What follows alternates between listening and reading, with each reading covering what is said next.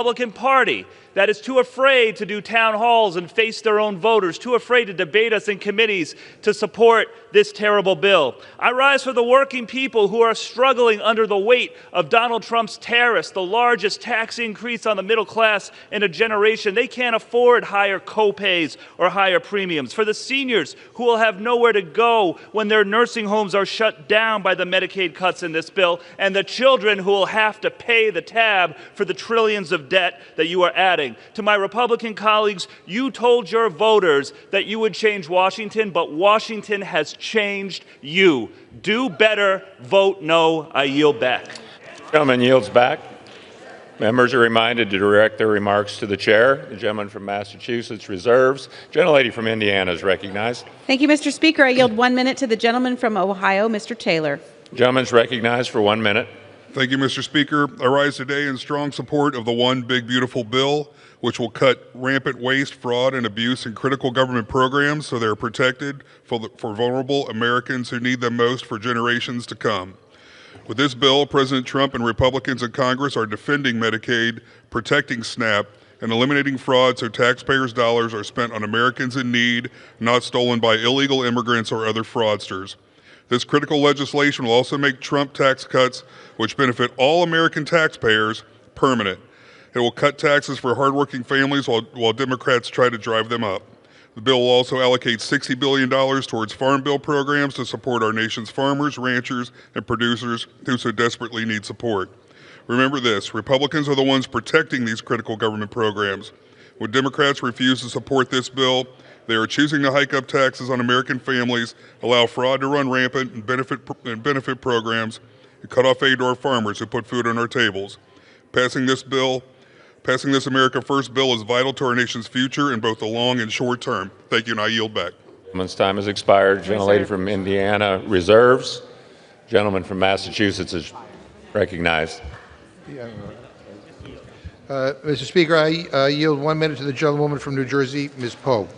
Gentlelady is recognized for 1 minute. Thank you, Mr. Speaker. The massive cuts to Medicaid within this bill will unleash catastrophic impact across America and my district. Hospitals and nursing homes could close and health care prices will rise as a result of these cuts. More than 1.7 million New Jerseyans, including over 1/3 of all children in our state, get their health care through Medicaid. Our state will lose 1/4 of the federal funding if it receives for Medicaid. That's $3.6 billion. This is what this bill will do if it becomes law. These cuts will especially hurt families in our poorest communities, and that's why I offered an amendment to require continuous Medicaid coverage through pregnancy and a year postpartum. If you support women and working families, there's no reason to oppose this provision. However, my amendments was blocked along with 5 other common sense amendments. Please vote no on this cruel amendment. The gentlelady's time has expired. Thank you. Gentleman from Massachusetts reserves. Gentlelady from Indiana is recognized. Thank you, Mr. Speaker. I yield 1 minute to the gentleman from Montana, Mr. Downing. Gentleman from Montana is recognized for 1 minute. Thank you, Mr. Speaker, and thank you to the gentlewoman from Indiana for yielding. Right now, the Montanans that I represent are staring down the barrel of a 26% tax increase. If Congress does not act soon, the average Treasure State family of 4 will lose more than $1,400 per year. President Trump won a decisive victory on creating jobs, lowering costs, and making his signature tax law permanent. This resolution advances his full agenda that the American people overwhelmingly elected us to enact. This is a game changer for individual filers as well as farmers, ranchers, and small business owners that make up the backbone of the Treasure State's economy. Our reconciliation bill delivers permanent death tax relief, benefiting over 2 million family-owned farms, ranches, and small businesses that would otherwise see their exemption cut in half. Our bill provides permanent relief for the small businesses around the country that employ nearly half of Americans, while honoring President Trump's promise of no tax on overtime and no tax on tips. Put plainly, a vote against this rule, or our One Big Beautiful Bill, is a vote to raise taxes on every single American. On that, I urge my colleagues to support this rule. Gentleman's and I time has yield. expired. Gentlelady from Indiana reserves. The gentleman from Massachusetts is recognized. Mr. Speaker, I just said to the gentleman, the reason why the tax cuts for middle-class families might expire is because that's the way you wrote them in the 2017 Republican tax scam bill. You made the corporate tax cuts permanent, but those for working people you made expire. So it's your fault. I yield 1 minute now to the gentleman from Illinois, Mr. Caston. So if you Members run a reminded to direct their remarks to the chair. The gentleman's recognized. So if you run a company that's losing market share, you got three choices. You can go bankrupt, you can innovate, or you can come whining to Washington saying competition scares me. In this bill, the Republican Party is delivering that protection from competition to the fossil fuel sector. Some numbers. Last 15 years, coal use is down 50%, oil use is flat, gas is losing market share, and that's because people are transitioning to renewables. It's because if you don't have to burn fossil fuel, you don't have to buy fossil fuel, and people like cheap energy. That is awesome. In the IRA, we passed rules to make sure that everybody could access those technologies, not just ones with disposable income. Great for consumers. We prioritize those investments in red and blue states. The result of all that is that the oil and gas sector doesn't like competition for the same reason you all don't like DEI, because mediocre folks are as scared about meritocracies. So they're now slashing those programs that were building out transmission, that were leading a renaissance in nuclear technology, that were building out wind and solar, not because they're clean, because they're cheap. So we're getting higher energy prices, a less reliable grid, more extreme weather, all so that the fossil fuel industry doesn't have to face competition. That's not capitalism, it's state-directed socialism, and you own your life choices.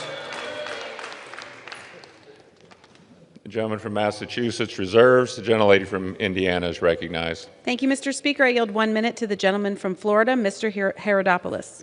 The gentleman's recognized for 1 minute. Thank you very much. And I had a great conversation with their interns the other day, and they said, I've been studying the tax bill.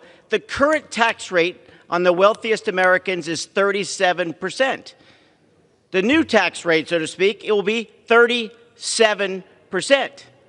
And so they asked me, then why do they keep on talking about cutting taxes for the rich? It's who is getting the cut.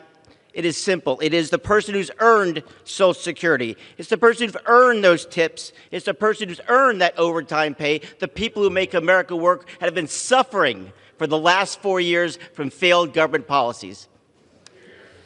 Gentleman yields back. Gentlelady from Indiana reserves. Gentleman from Massachusetts is recognized. Unbelievable. Mr. Speaker, I yield 1 minute to the gentleman from New Hampshire, Mr. Pappas. Gentleman's recognized for 1 minute. Thank you, Mr. Speaker. Thank you to the ranking member for yielding. I rise tonight because health care is on the line, and so is the well-being and the dignity of the people I serve in New Hampshire. The phones in my office won't stop ringing because people I represent are beyond angry about the proposal to slash Medicaid. Last week, I sat down with a constituent, Donka Facciolo of Laconia. She lives with a disability, and thanks to Medicaid, she receives skilled nursing, transportation, and employment support. Because of that help, she can live on her own. And another constituent that I met, Kevin Brett, told me the same. Without Medicaid, he's not sure where he'd go.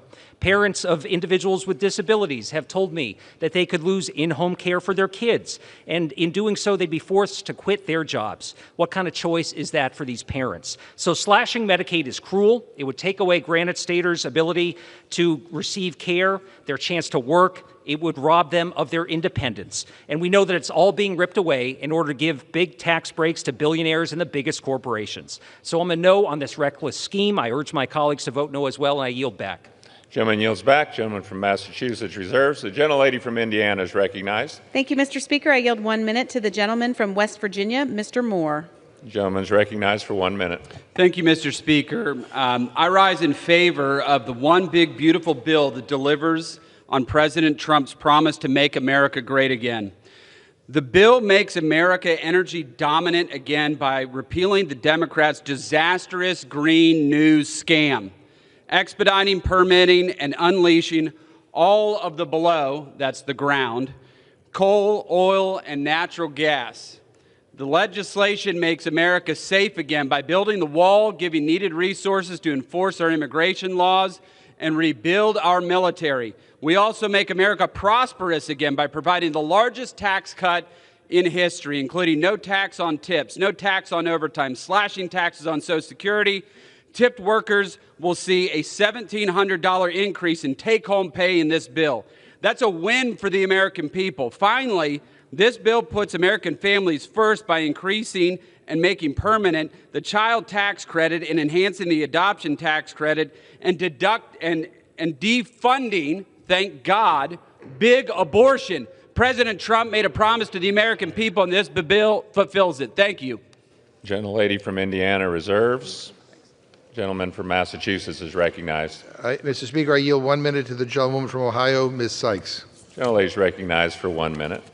Thank you, Mr. Speaker. Every time I hear the name and the title of H.R. 1, I am stunned with how childish and immature it is to name a bill the way that the majority has. But truly, it is the cruelty that is the worst part of this bill.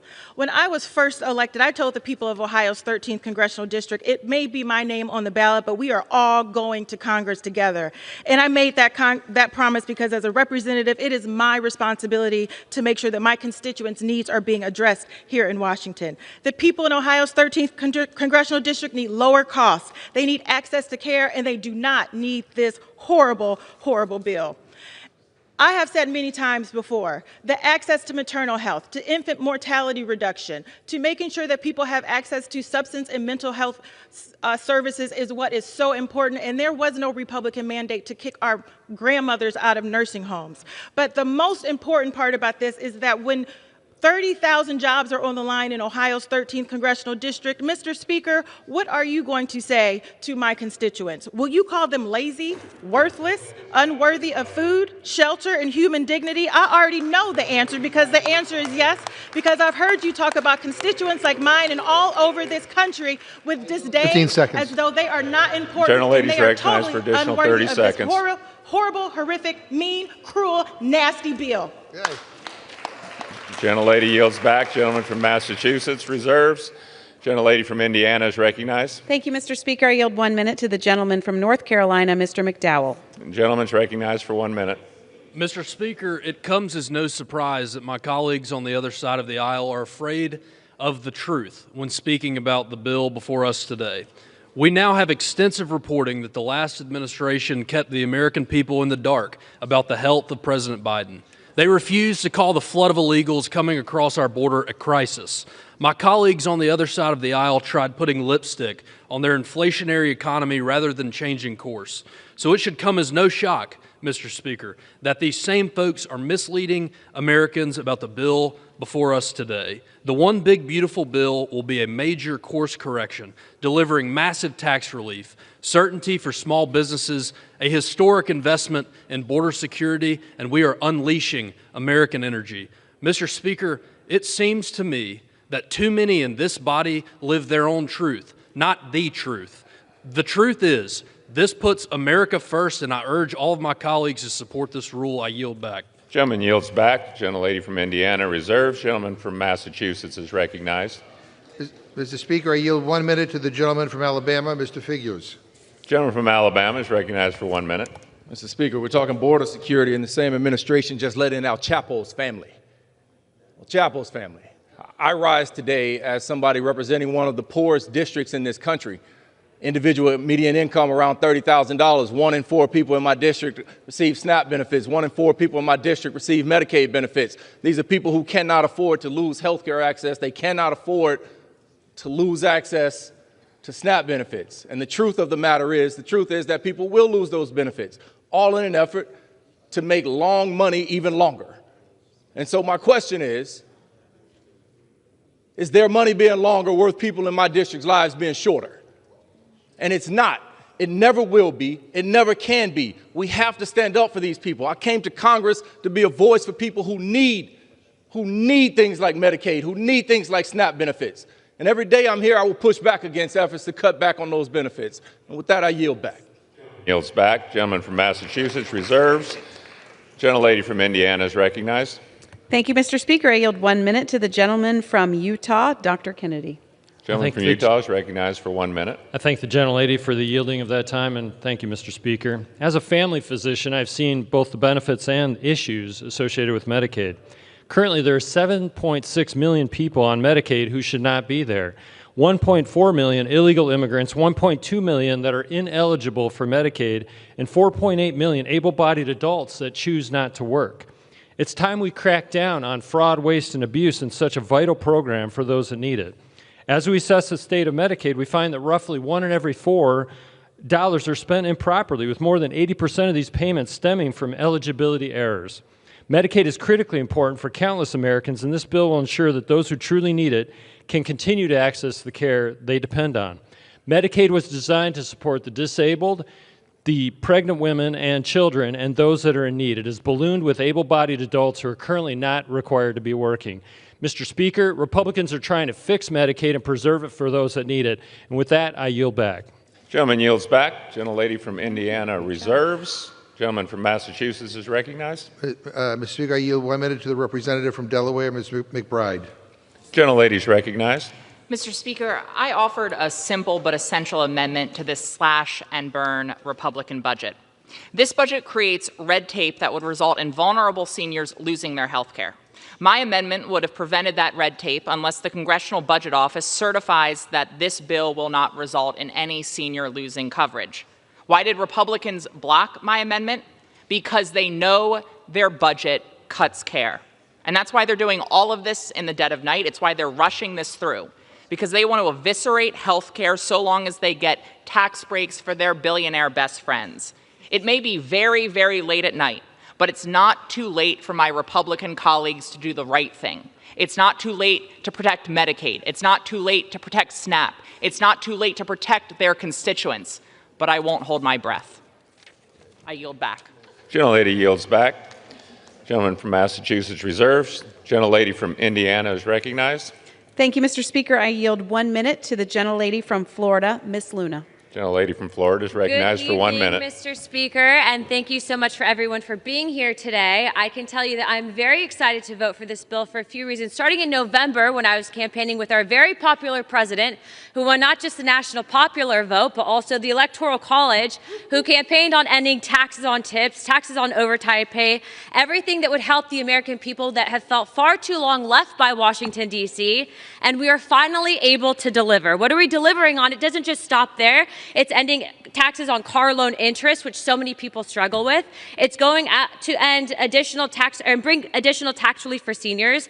It makes sure that we restore border security, which, by the way, I'd like to remind the American people that it was our colleagues that were responsible for giving many of these program benefits to people that never paid into the program, to people that were here illegally hurting our very own people. We talk about defending seniors, we talk about defending the most needy, and yet these programs were literally at risk of insolvency had we not done this. So what I can tell you is I'm very proudly supporting this bill. That also includes an increase in the child tax credit and an increase to individual tax deduction. I ask everyone to join us in this, and with that, please support the very big, beautiful bill. Thank you, Mr. Speaker. Gentlelady from Indiana reserves. Gentleman from Massachusetts is recognized. Mr. Speaker, I yield 1.5 minutes to the gentleman from California, the chairman of the Democratic Caucus, Mr. Aguilar. Gentleman is recognized. I thank the gentleman from Massachusetts for yielding. I'm grateful for his leadership and the leadership of the Rules Committee Democrats who are fighting back against these massive tax giveaways to billionaires and corporations raking in record profits. Mr. Speaker, the American people are getting squeezed by reckless tariffs that are raising prices on every family, and it's only going to get worse. With prices still too high, I don't understand how my Republican colleagues can justify taking food off of the table for women, children, and families. While so many working families are struggling, I don't understand how they can justify a tax bill that only makes life easier for billionaires like Elon Musk. In the dark of night, they want to pass this GOP tax scam. We saw today that the president has said that a vote against this legislation represents an ultimate betrayal. The real betrayal, Mr. Speaker, is to the working people of this country who will pay the price so that billionaires can pay less in taxes. Mr. Speaker, our friends on the other side of the aisle said that they wouldn't cut Medicaid, and that's exactly what this bill does. They said that they would end taxes on tips, but they forgot to mention that the trade-off is that you'll lose your health care. The American people didn't sign up for these broken promises. They asked their elected officials to work together to lower costs. My colleagues in the House Democratic Caucus are waiting for these so-called reasonable Republicans to join us. Let's focus on bringing down the cost of housing, rent, gas, and groceries. And let's stop rewarding billionaires at the expense of the middle class. Gentleman yields back. Gentleman from Massachusetts reserves. Gentlelady from Indiana is recognized. Thank you, Mr. Speaker. I yield 1 minute to the gentlelady from North Dakota, Ms. Fedorchak. The gentlelady is recognized for 1 minute. Thank you, Mr. Speaker. I rise today in strong support of the One Big Beautiful Bill on behalf of these people and thousands of others like them. They are not millionaires or billionaires. They're family farmers. Brent and Stephanie Baldwin farm wheat, sugar beets, edible beans, and soybeans in St. Thomas, North Dakota. They have 3 kids. They're 4th-generation farmers. And unless Congress acts, the tax relief they depend on, the 199A deduction, will expire at the end of this year. Our bill will permanently expand this and increase this deduction for pass-through businesses like the Baldwins. In 2020 alone, 67,000 taxpayers in my state, including many farmers, claimed the 199A deduction, putting $682 million in their pockets. That's real money for working-class Americans. Our bill also eliminates the death tax for family-owned businesses. We can't have the big, bloated federal government stealing their hard work and wasting it on fraud and abuse. But for our family farmers and producers, the backbone of rural America, this is urgent. Time has expired. Let's make these tax cuts permanent and pass this bill. Thank you. I yield back. The gentlelady yields back. Gentlelady from Indiana reserves. Gentleman from Massachusetts is recognized. I yield 1.5 minutes to the gentleman from New York, Mr. Ocasio-Cortez. Gentlelady is recognized for 90 seconds. Thank you so much, and I thank the ranking member for yielding his time. 13.7 million Americans. 13.7 million Americans are the number of people in this country whose health care are going to be stripped in this bill. Now, Republicans are going to try to tell you every single distraction in the book from that essential number. I want people at home to understand that Medicaid and the federal matching funds for Medicaid can make up 30 to 40% of some of the state budgets that we have going on back in your home. Republicans have put this bill together, rushed it together in a matter of hours on the back of a napkin, shaking it, walking out of the White House, and brought it right here to this floor. They are defunding Planned Parenthood. They are ending tons of Medicaid coverage for 13.7 million Americans, including Affordable Care Act coverage as well. And if you want to get an abortion and have a silver plan on a health care plan that you paid for, you will also be affected by this legislation as well. Also, allowing suppressors on guns to be deregulated to some of the largest amounts that we have seen since the 1930s.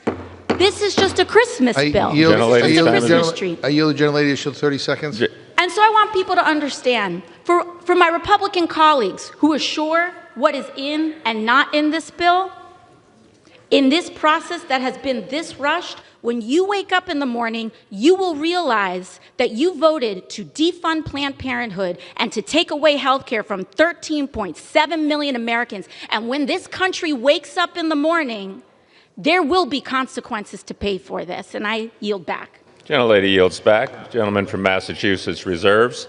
Gentlelady from Indiana is recognized. Mr. Speaker, I yield 1 minute to the gentleman from Wisconsin, Mr. Van Orden. Gentleman from Wisconsin is recognized for 1 minute. Mr. Speaker, thank you. I would like to take a moment to ground this House in reality and make sure that everyone understands that words have consequences and that the violent political rhetoric that has been delivered over the last 48 to 72 hours by my Democrat colleagues have affected Americans across this country and the globe.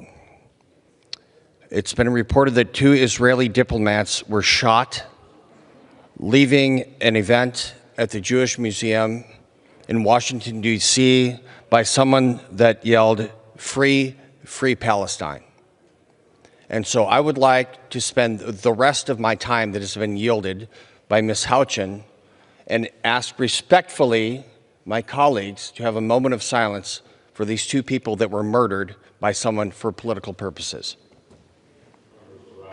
Silence.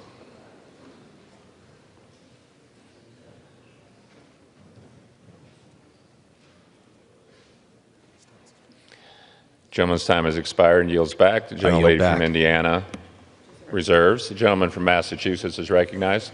Mr. Speaker, I yield 2 minutes to the gentlewoman from California, the Speaker Emerita, Ms. Pelosi. Gentlelady is recognized for 2 minutes. I thank the gentleman for yielding and for his exceptional leadership, and all of the members of the Rules Committee for your stamina, and to you for your values. Mr. Speaker, the Reverend Martin Luther King said, of all the forms of inequality and injustice in health is the most shocking and the most inhuman because it also often results in physical death. He went on to talk about access to health care as a right. But this builds in inequality and inhumanity exactly what Republicans have in store for the American people. I was 5 hours at the Rules Committee. I know some of you were longer. And it was stiff competition as to what was the worst provision they came up with. But let's just talk about work requirements for a moment. You said with great pride, oh, if they have a 7-year-old child, they have to go to work. A 7-year-old child is a little child. I just recall for you a conversation I had with some moms. One of them said, if I have a work requirement to have Medicaid, this is what it means to me. If my child is sick, I can't go to work because I can't afford child care. I can't go, if I miss work, I'll miss pay, and I can't afford to miss the pay. And if I miss going to work, I can be fired. So what I'll have to do is put my child on the school bus sick, because the child is sick, and I have to go to work to have Medicaid. Then, of course, as has been mentioned about the silencers, is just beyond comprehension in terms of safety for our children. Because of the Republicans' tax bill scam, millions of American families, seniors and veterans, vulnerable children and all the rest, and people with disabilities will lose their health care. Rural hospitals will be closed, millions of jobs will be destroyed across America, and all of this to give another massive tax cut to the richest people in America. It is a Republican Robin Hood in reverse, one of the largest transfers of wealth from working families to the rich in our country. I urge a no vote on the rule and on the bill. Gentlelady yields back. Gentleman from Massachusetts reserves. Gentlelady from Indiana is recognized. Thank you, Mr. Speaker. I yield 1 minute to the gentleman from North Carolina, Mr. Edwards. Thank you. Gentleman is recognized for 1 minute. Mr. Speaker, once again, Democrats are distorting the truth to smear a bill that protects working class Americans. They scream, tax cuts for billionaires, yet not a single personal income tax rate from the Trump tax cuts is being changed. Tax cuts that pulled over 6 million people out of poverty and brought our country's poverty rate to a record low. What they don't want Americans to know is that without this bill, families face a 22% tax hike. House Republicans are making sure that does not happen. We're cutting taxes, boosting take-home pay, and securing millions of American manufacturing jobs. We're delivering on conservative promises, no taxes on tips, overtime, or car interest. We're strengthening the child tax credit, making the paid leave credit permanent, and repealing the Democrats' IRS overreach targeting gig workers with their $600 rule. This bill stands for working families, economic freedom, and common sense. The left can't spend all they want, but the facts don't lie. Thank you, and I yield back. Gentleman yields back. Gentlelady from Indiana reserves. Gentleman from Massachusetts is recognized. I yield 1.5 minutes to the gentlewoman from Florida, Ms. Wasserman Schultz. Gentlelady from Florida is recognized.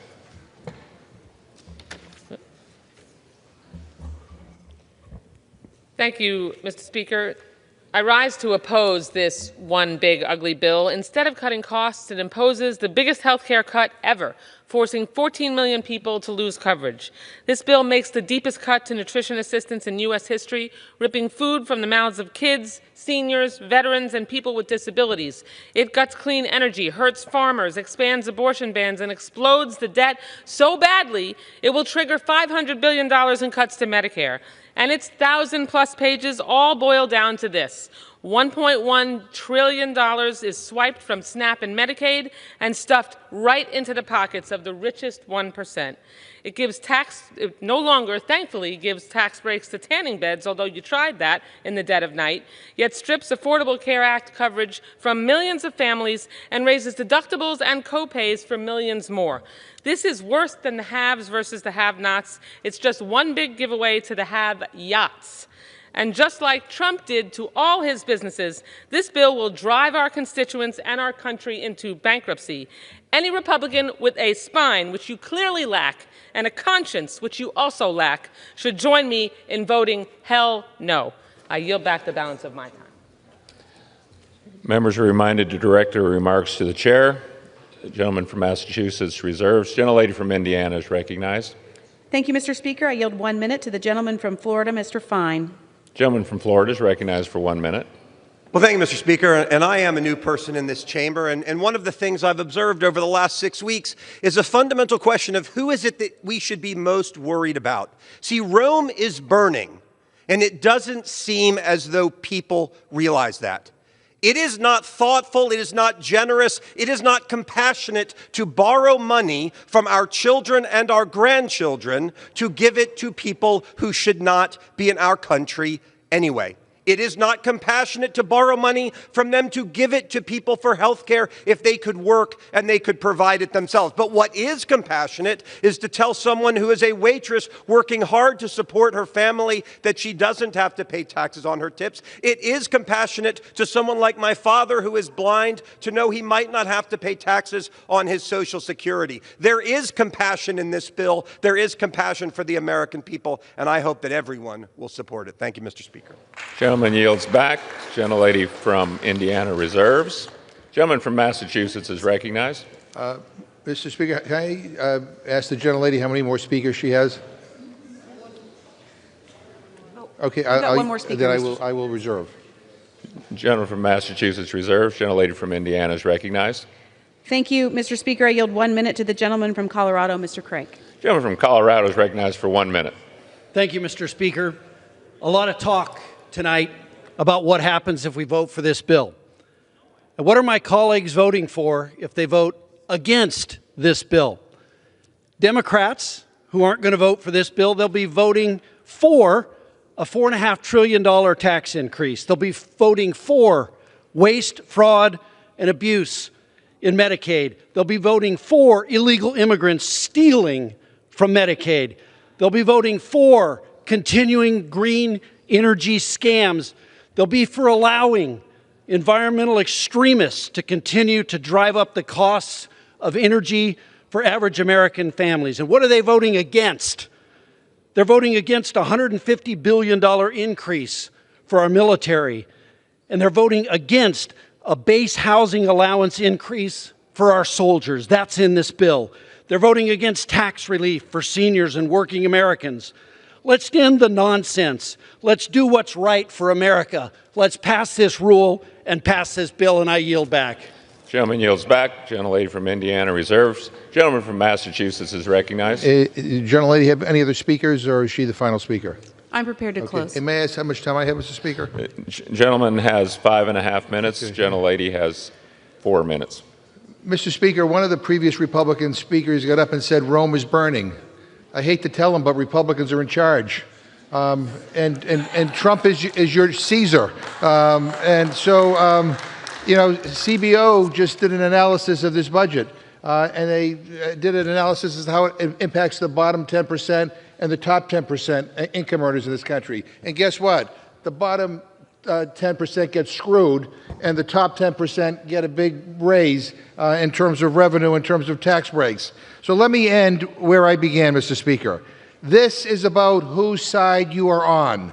Whose side are you on, Mr. Speaker? Because from where I stand, it looks like you and the entire Republican Party betrayed the American people to side with the billionaires. People are so tired of getting screwed over by a system that doesn't work for them. They are fed up and they want change. They want us to make things better for regular, hardworking people, not just the rich and the powerful. And what Republicans' big, ugly bill does is the exact opposite. Our colleagues in Trump are perpetuating the exact broken system that people hate and despise. More tax breaks for billionaires while regular people get screwed. More giveaways for the rich and powerful while moms and dads struggle to get by. More loopholes into the tax code for Wall Street while working families fall further and further behind. That's the Republican agenda. That's what you guys think is big and beautiful: greed, corruption, and tax breaks for billionaires. You know, my state of Massachusetts funds states like Indiana, where the gentlelady is from. We get back less than we give. And so how dare she or anyone else vote to steal our tax money and give it to billionaires?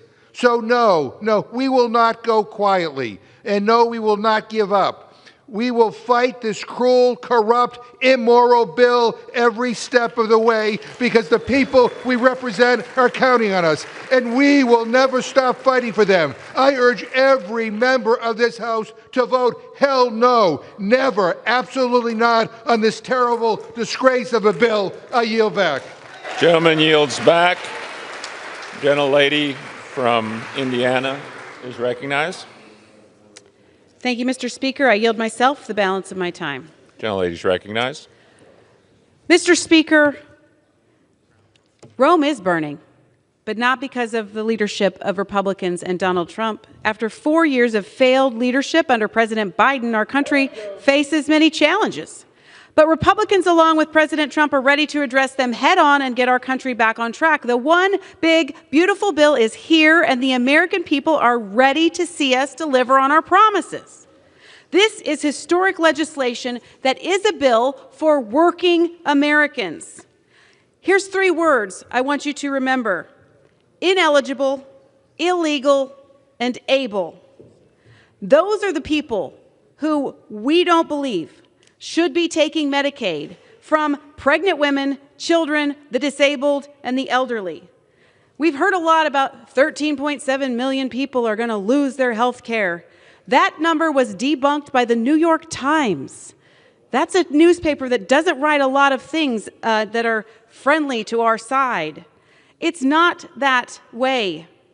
This is a bill that is going to support pregnant women, children, the disabled, and the elderly. It supports our veterans, our farmers, and our small business owners. It secures tax certainty, permitting reform, and our border. It quite simply, the one big, beautiful bill is America first, and I'm proud to support it. With this vote, we can unlock the golden age of America. I look forward to moving the one big, beautiful bill out of the House and delivering for the American people and who voted for the golden age to return. I ask my colleagues to join me in voting yes on the previous question and yes on the rule. Mr. Speaker, I yield back the balance of my time and move the previous question on the resolution. Gentlelady yields back. The question is on ordering the previous question on the resolution. Those in favor say aye. Those opposed, no. In the opinion of the chair, the ayes have it. Oh, Mr. Speaker, I asked for the yeas and nays and a hearing aid. Thanks for your concern. The yeas and nays are requested. Those favoring a vote by the yeas and nays will rise. A sufficient number having risen, the yeas and nays are ordered. Members will record their vote by electronic device. Pursuant to Clause 9 of Rule 20, this 15-minute vote on ordering the previous question will be followed by 5-minute votes on adoption of the resolution if ordered and passage of the Senate Joint Resolution 31. This is a 15-minute vote.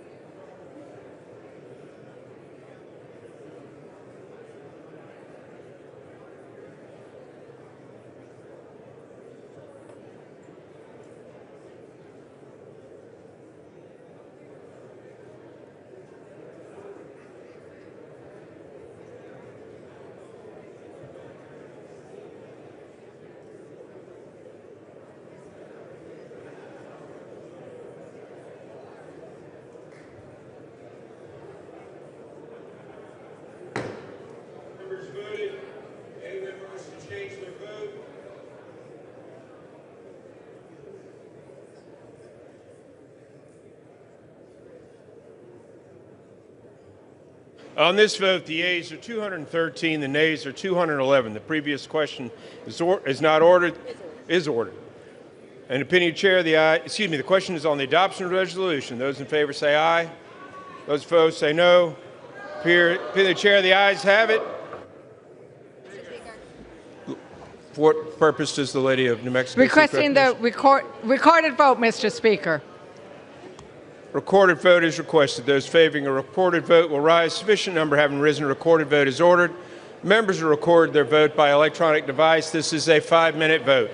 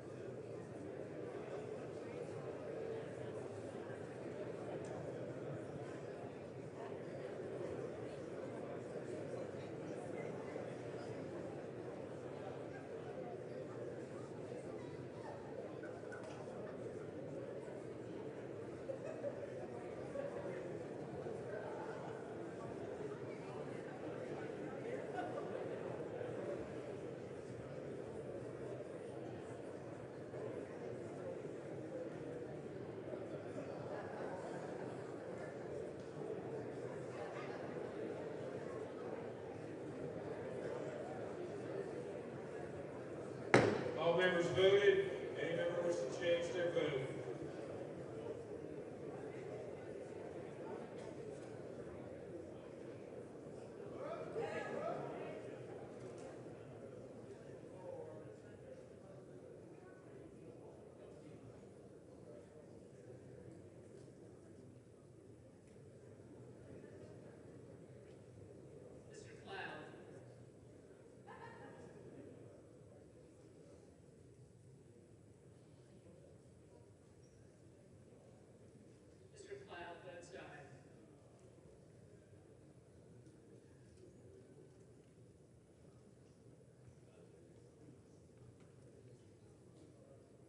On this vote, the yeas are 217, the nays are 212. The resolution is adopted without objection. The motion to reconsider is laid upon the table.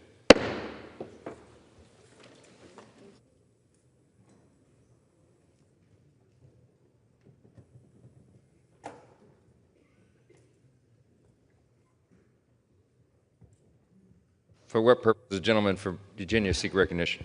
Mr. Speaker, I ask unanimous consent to speak out of order for 1 minute. Gentleman's recognized. Mr. Speaker, I'm gathered here today with colleagues from the Commonwealth of Virginia and others with a heavy heart to announce to the House the passing of our friend and colleague, Congressman Jerry Conley. I've had the distinct honor to serve alongside Jerry for many years. Jerry served in this chamber since 2009, and before that he served 14 years on the Board of Supervisors in Fairfax County, including 5 years as its chairman. Jerry was a tireless fighter for his constituents, an unwavering advocate for the federal workforce, and a true steward for our democratic institutions. He loved America, the Commonwealth of Virginia, and of course his beloved hometown of Fairfax.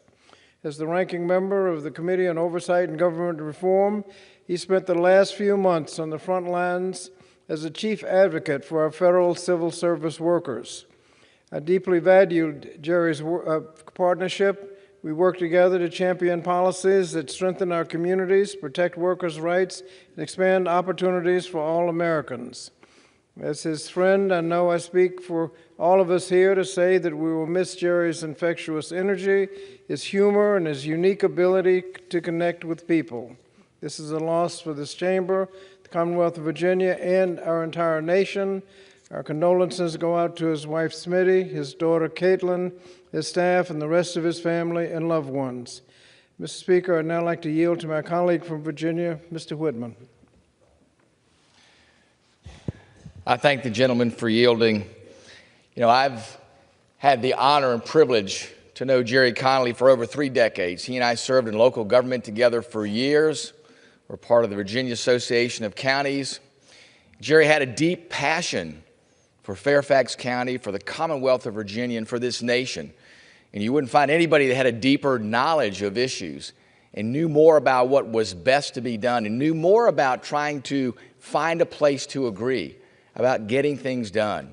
You know, it was really something special about Jerry. I remember us having discussions back in the day when we just started out in local government, because we both learned from each other. He came from a big county there in Fairfax County. I came from a small county. I live in a town today, population 350. We couldn't have been any more different in how we reflected on the counties that we represented. But you know what? We had a deep commitment to doing what was right. And you know, I learned a lot from Jerry in his perspective on Fairfax, but also his perspective on the Commonwealth and perspective on the nation. And he was always looking to find solutions. He was always very passionate about people, about making sure he understood the policies and he understood how to get things done. Jerry was always committed to doing that. Jerry's legacy is going to live on forever in all of us. It'll live on forever in his family and live on forever in the things that he's done for Fairfax County, for the Commonwealth of Virginia, and for our nation. We will miss Jerry, but we will remember his legacy through the things that he has done and through what he did to reach out to others and to look for common ground to get things done in the best interest of not only his constituents, but of our Commonwealth and of our nation. And with that, Mr. Speaker, I yield back. Thank you. Mr. Speaker, I ask all of us to join in a moment of silence in honor of Jerry Conley.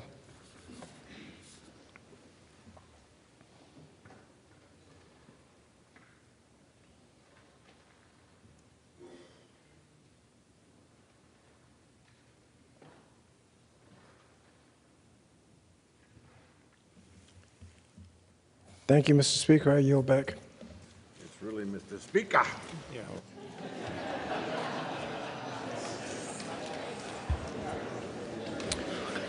Pursuant to Clause 8 of Rule 20, the unfinished business is the vote on the passage of Senate Joint Resolution 31, on which the yeas and nays are ordered. The clerk will report the title of the joint resolution.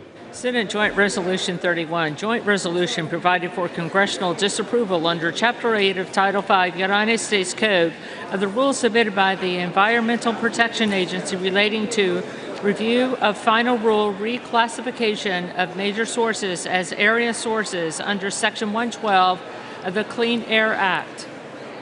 The question is on passage of the joint resolution. Members will record their votes by electronic device. This is a 5-minute vote.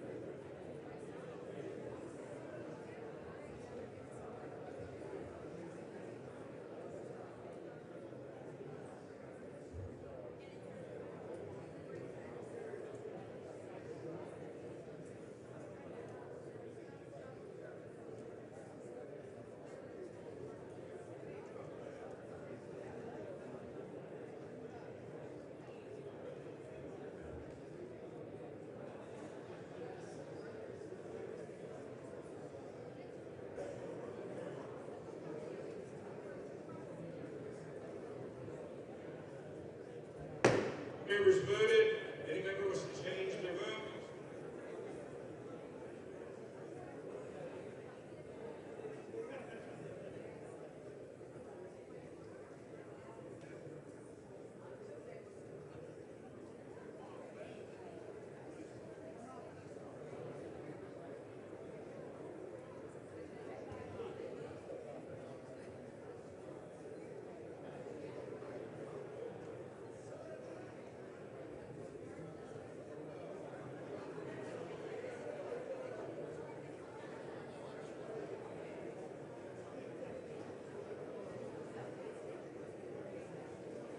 On this vote, the yeas are 216, the nays are 212. The joint resolution without it is adopted. And without objection, the motion to reconsider is laid upon the table.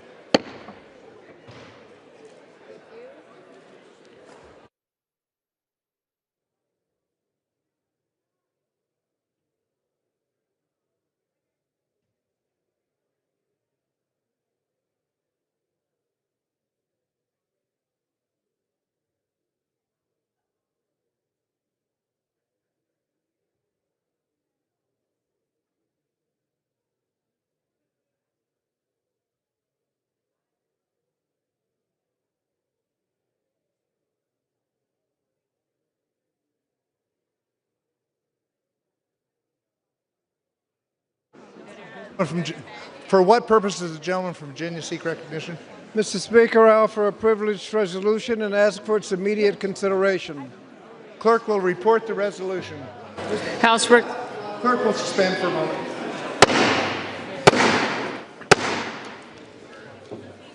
House will be in order.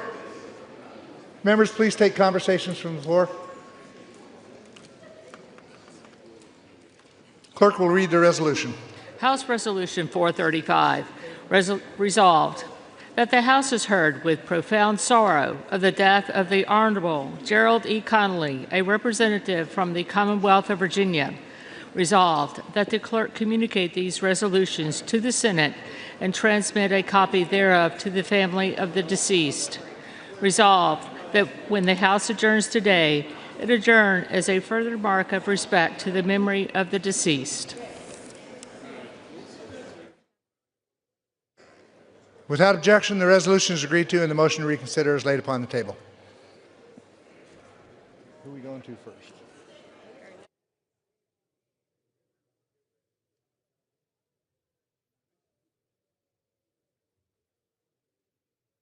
For what purpose does the gentleman from Texas, Mr. Arrington, seek recognition? Mr. Speaker, pursuant to House Resolution 436, I call up Bill H.R. 1, the One Big Beautiful Bill Act, and ask for its immediate consideration in the House. Clerk will report the title of the bill. Union Calendar Number 78, H.R. 1, a bill to provide for reconciliation pursuant to Title II of House Concurrent Resolution 14. Pursuant to House Resolution 436, an amendment in the nature of a substitute consisting of the text of the Rules Committee Print 119-3, modified by the amendment printed in House Report 119-113, is adopted and the bill as amended is considered read. The bill as amended shall be debatable for 2 hours, equally divided among and controlled by the chair and ranking minority member of the Committee on the Budget, on their respective designees, and the chair and ranking minority member on the Committee of Ways and Means or their respective designees. The gentleman from Texas, Mr. Arrington, and the gentleman from Pennsylvania, Mr. Boyle, the gentleman from Missouri, Mr. Smith, and the gentleman from Massachusetts, Mr. Neal, each will control 30 minutes. The chair recognizes the gentleman from Texas. Mr. Speaker, I ask unanimous consent that all members may have 5 legislative days within which to revise and extend their remarks and include extraneous material on H.R. 1. Without objection. Mr. Speaker, I yield myself such time as I may consume. Gentleman is recognized. Mr. Speaker, for the last 4 years, the American people have suffered one self-inflicted crisis after another, from the chaos at our southern border to our crime-ridden streets to a cost of living crisis that decimated working families from sea to shining sea, leaving Americans weaker, our country more divided and more vulnerable than it's been in generations. Colleagues, Lest we forget how we got here and why this moment is so important and so consequential in the life of our country, let's reflect on the recent history. Under the leadership of Biden-Harris and congressional Democrats, our federal government failed to enforce the laws of our land and unilaterally surrendered our sovereign border to terrorist drug cartels. On top of that, our military mission was reduced from warfighter readiness to ideological indoctrination. We lost the confidence of our allies, the respect of our enemies, and America's influence on the world stage. Unbridled spending and failed fiscal policies sent our country's economy into a tailspin. Trillions in deficit spending, trillions more in regulations, cradle-to-grave welfare without work, and an all-out assault on American energy independence wreaked havoc on our economy and created the worst inflation crisis in 40 years. In November, the American people gave President Trump an historic mandate and unified Republican leadership in Congress to reverse course on these failed policies and their disastrous consequences. And that's exactly what this bill does, Mr. Speaker.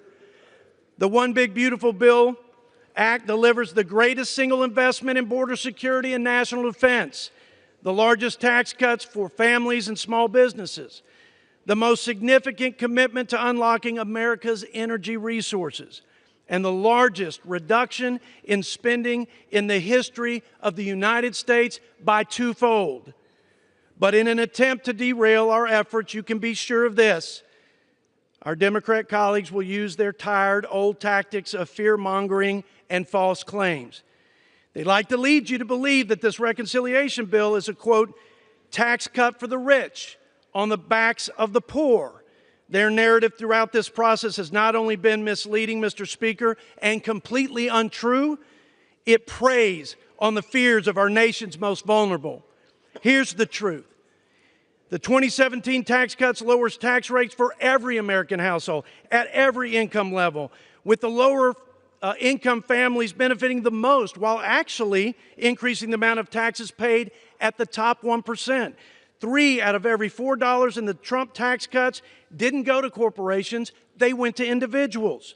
Workers experienced a record 25-year wage increase. Families received an additional $5,000 in median household income, and income for the bottom 50% grew 3 times faster than the top 1%. And as a result, Mr. Speaker, a record 6 million Americans were lifted out of poverty. This won't stop our Democrat colleagues from scaring you with fallacious statements that, quote, children will go without food, seniors will be stranded without health care, and the disabled will be left to die in the streets. All of this is just a cover for what they really want to do. They want to protect health care and welfare at any cost for illegal immigrants, at the expense of hardworking taxpayers and our citizens who depend on them. And crazy enough, Mr. Speaker, they also want to abandon the common sense Clinton-era work requirements that reduce government dependency by 80%. And instead, they would trap millions of people in poverty and rob them of the dignity of work. But by the overwhelming results of this last election, it's abundantly clear the American people see through this too.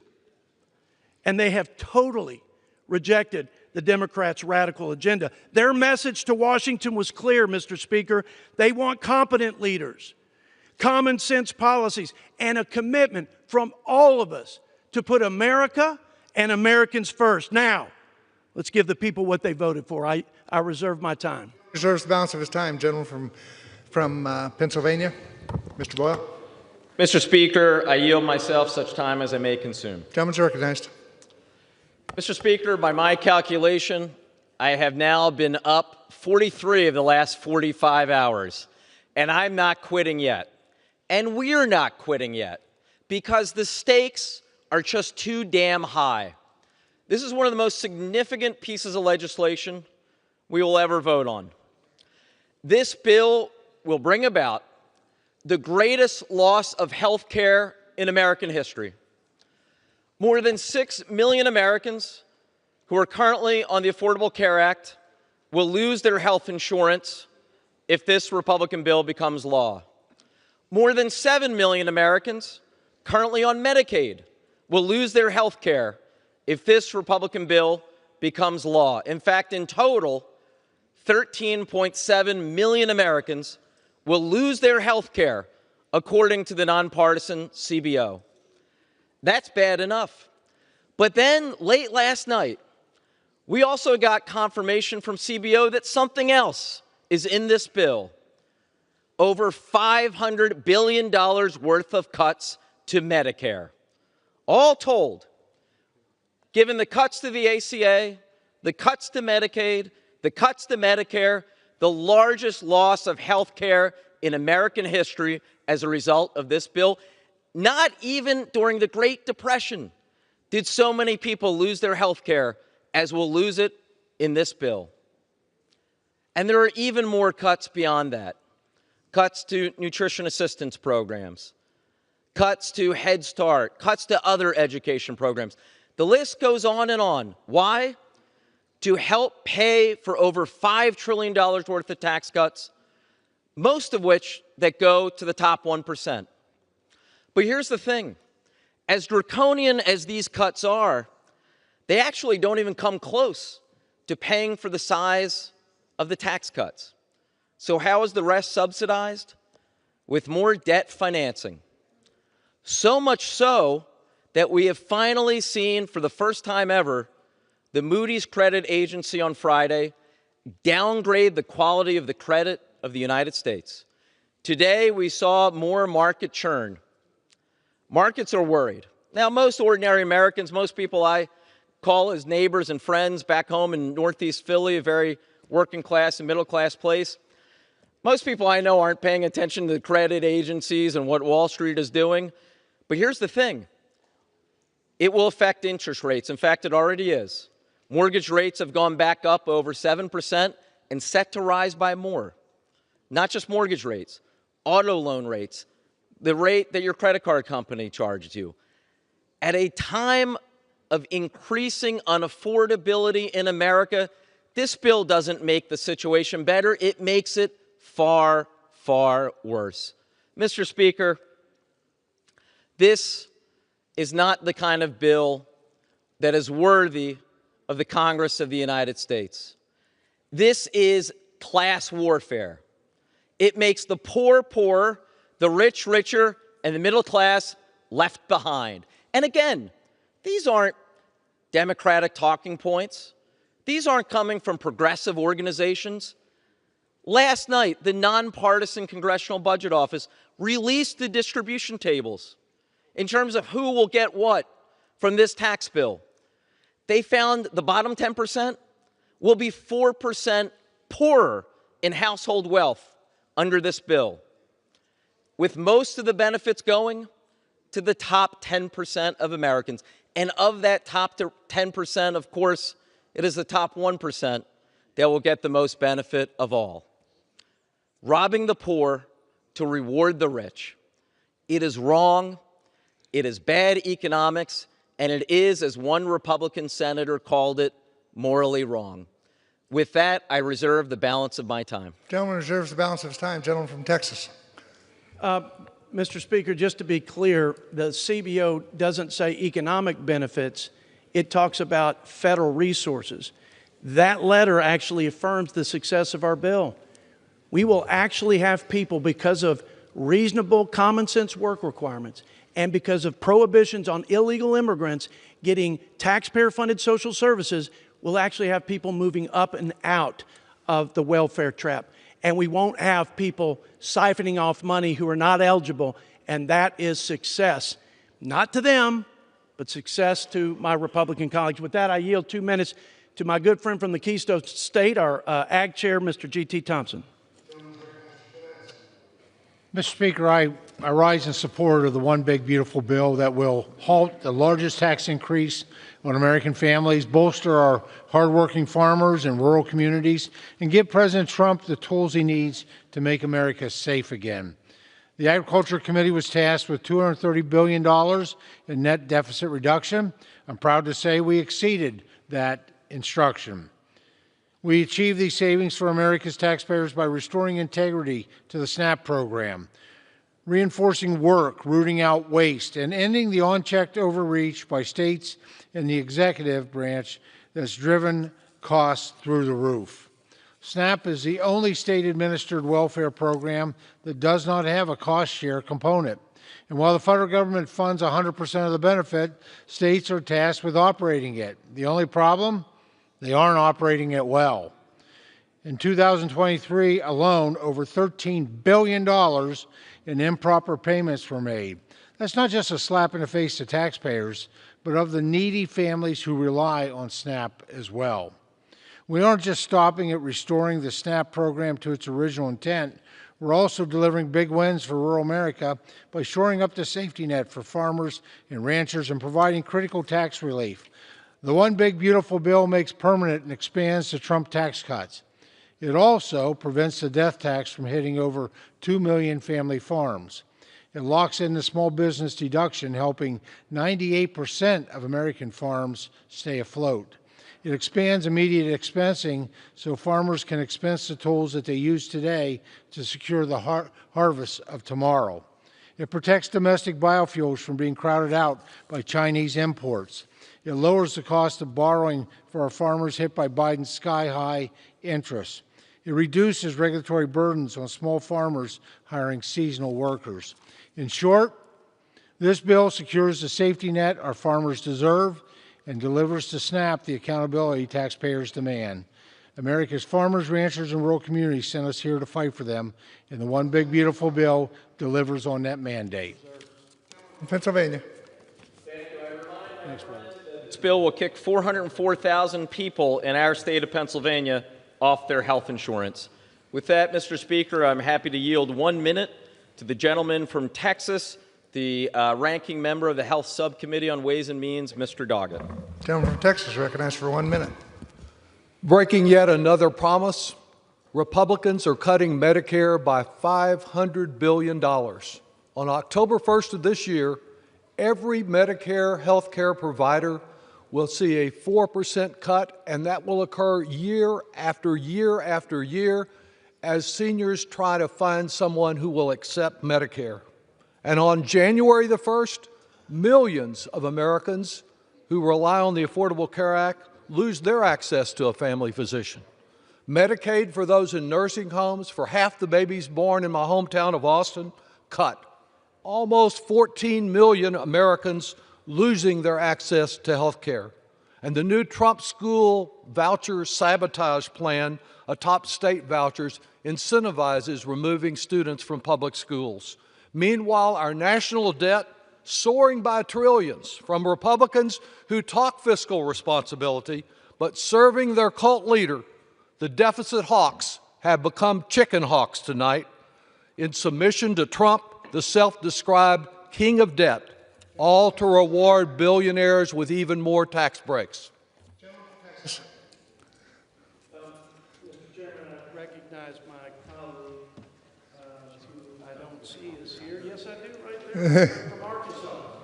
Chairman of the House Financial Services, Mr. French Hill. For how much time? For 2 minutes. For 2 minutes. Gentleman's recognized for 2 minutes. I rise tonight in support of this reconciliation effort, and I thank my friend from West Texas, the home of natural security, for supporting this bill and working hard to bring it to fruition, bringing it to the House floor. Last month, the House Financial Services Committee completed our work assigned to us under the Budget Committee's reconciliation instruction. The resolution asked us to decrease the deficit by $1 billion during the planning period of 10 years. Our committee exceeded that objective, and we've saved the American taxpayers and cut the deficit in our plan by $5.2 billion in savings.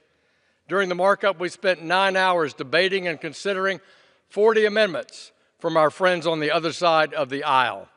After this exhaustive process, we favorably reported our committee print to fulfill our obligations under this bill. Mr. Speaker, we can't lose sight of the reason that we're here tonight on this House floor. In 2024, the American people voted for fiscal responsibility and real change. Our country is currently $37 trillion in debt, paying billions of dollars in interest each day on that debt. Congress must act. Today we start that process. For too long, the government spending has been a one-way road in the wrong direction. I'm proud of the work of the Financial Services Committee to do our part to reduce this deficit. I ask all my colleagues to support this bill, and I yield back the balance of my time. Gentleman from Pennsylvania. Thank you. I would remind my friend this bill would kick 131,000 people in Arkansas off their health insurance. With that, I yield 1 minute to the gentleman from the Commonwealth of Virginia, the distinguished ranking member of the Education and Workforce Committee, and also a member of the Budget Committee, Mr. Scott. Gentleman's recognized for 1 minute. Thank you, Mr. Speaker. Mr. Speaker, it's hard to take my colleagues on the other side of the aisle seriously when they give speech after speech after speech complaining about the deficit and then support this reconciliation bill that adds trillions of dollars to the national debt. The bill also not only increases the deficit, it has 4 million students who will lose their Pell Grants, 18 million children could potentially lose their free school lunch, 13.7 million people are set to lose their health care, and everybody loses when the National Institute of Health research is cut. This big, bad billionaires bill steals educational opportunities from students, cuts health care and food from working families, all to fund tax cuts for millionaires and billionaires, and then increases the national debt. Mr. Speaker, to paraphrase Harry Truman, this is not fear-mongering, it's the truth, but they just think it's fear-mongering. Vote no. Gentleman from Texas. Mr. Chairman, Mr. Speaker, rather, my Democrat colleagues surely recognize and remember that for the last 4 years, they racked up $8 trillion in record debt. If you add the record interest rates from the record inflation, that'd be another $5 trillion.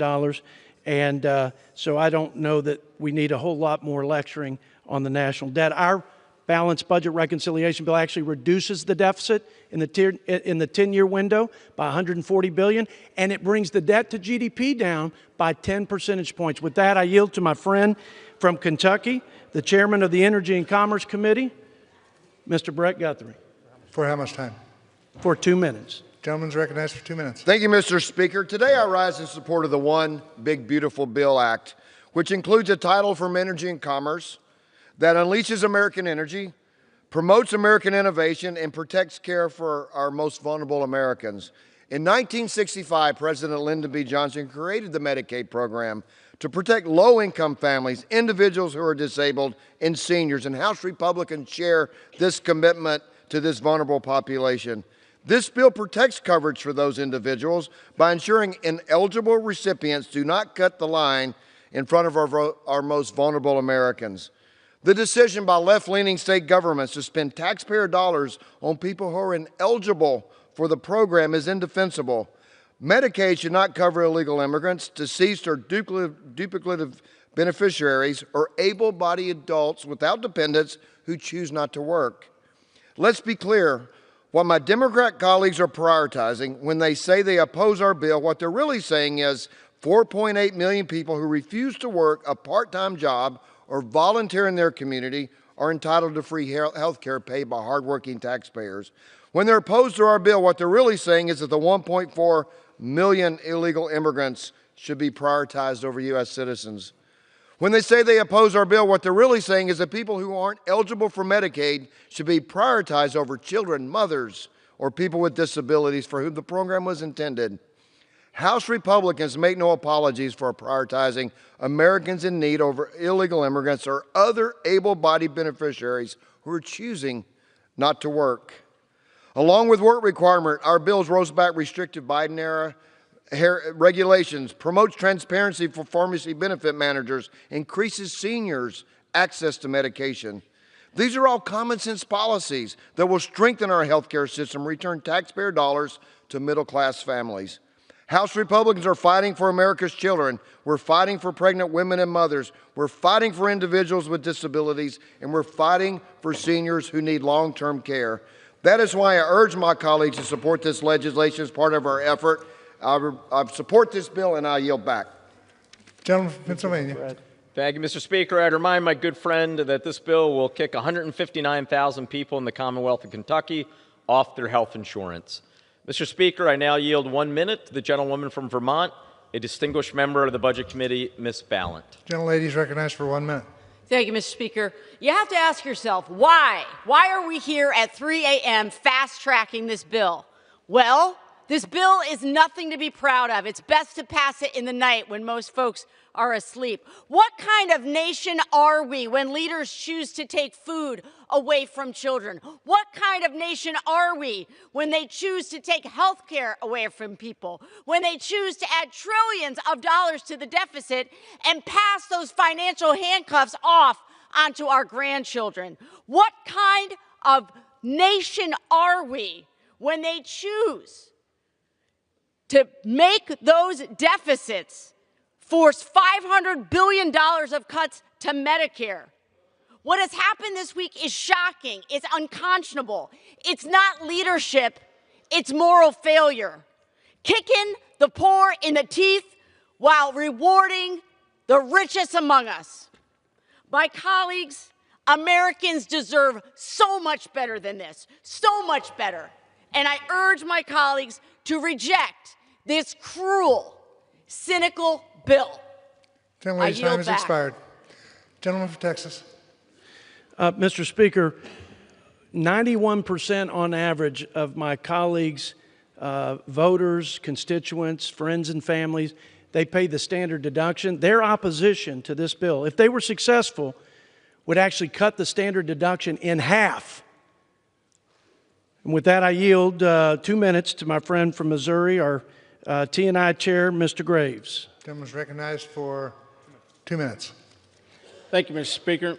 Mr. Speaker, I rise today in support of one big, beautiful bill which fulfills President Trump's agenda by securing our border, keeping taxes low for families and job creators, and restoring the nation's energy dominance and cutting waste, fraud, and abuse.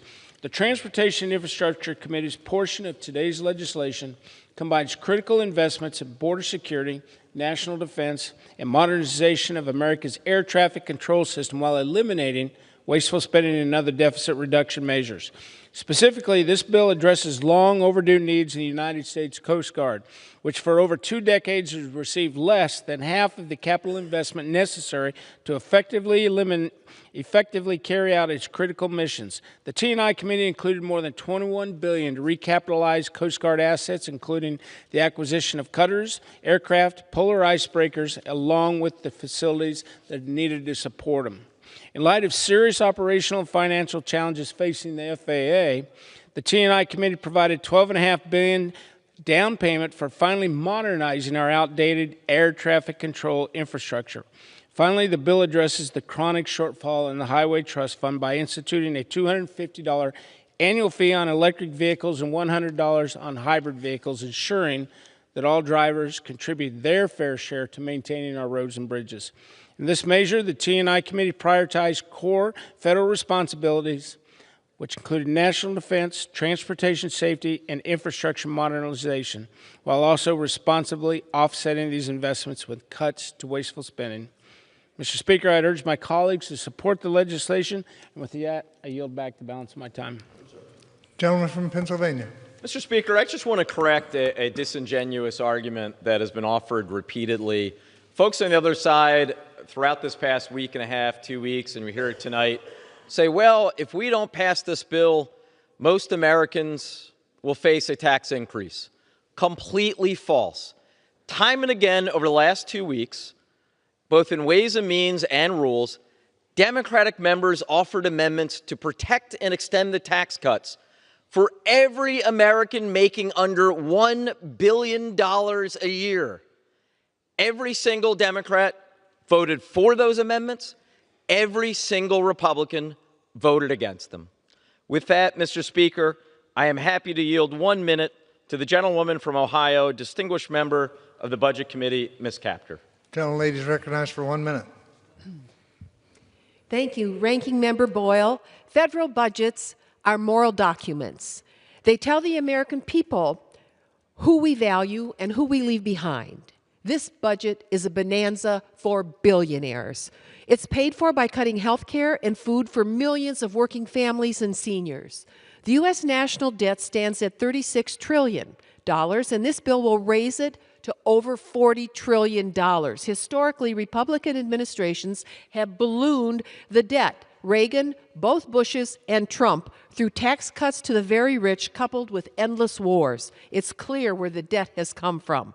Trillions added, unpaid. Now they're coming after health coverage and food assistance. President Trump already has added $8.4 trillion to the debt from his last tax cuts. Meanwhile, as billionaires use their tax refunds to do stock buybacks, American workers are left behind. Let's call it what it is, another Republican budget buster, betraying working people while causing prices to rise. 40,000 people across the district I represent and nearly 14 million nationwide will lose coverage for health care to pay for these bonanzas for billionaires.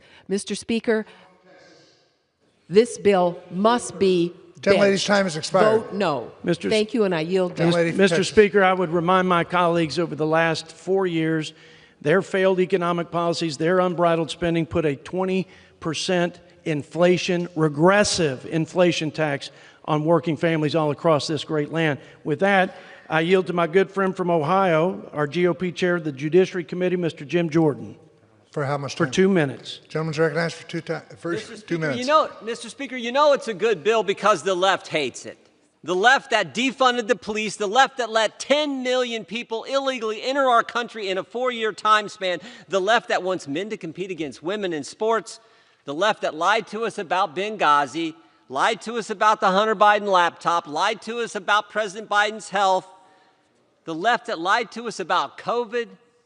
You remember that. They got to go to the fancy restaurants, but all the people we represent, they couldn't go to church, couldn't go to work, couldn't go to school. The left doesn't like this bill. That tells you it's a good bill. This bill's about fundamental conservative principles, regular things that the American people appreciate. This bill cuts taxes. This bill requires work for able-bodied adults in our welfare system. This bill gives school choice to parents. This bill secures the border.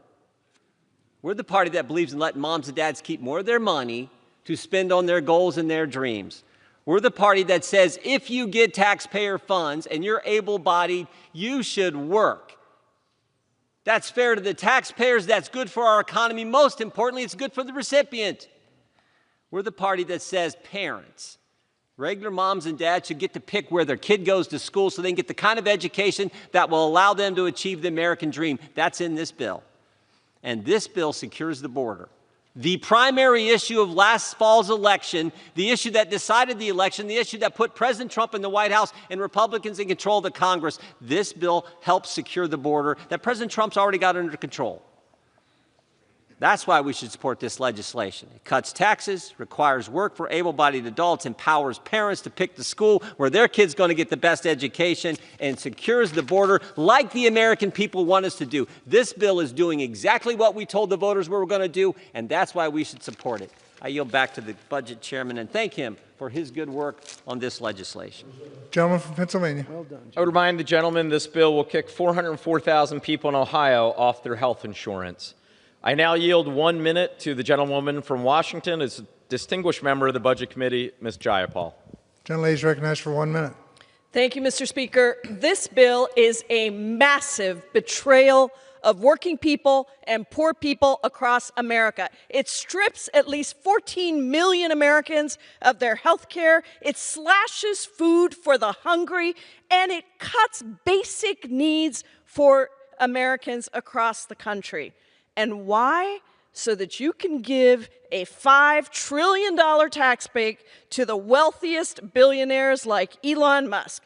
If you had a giant corporate lobby outside, you get a tax break. If you're in the top 0.1%, 0.1% of billionaires, you get a $398,000 tax break. If you're a millionaire, you get an average $83,000 tax break. But if you're a working person or a poor person, you are SOL. hell. You get kicked off your health care. You don't get the $2 a meal in SNAP benefits, and you get hungrier, you get poorer, you get sicker. And here's the thing, if you're so proud about this bill, why are we debating it at 1 o'clock in the morning, 3 o'clock in the morning? Why are these schedules getting rigged so that people don't actually get to see what we are doing here in this chamber?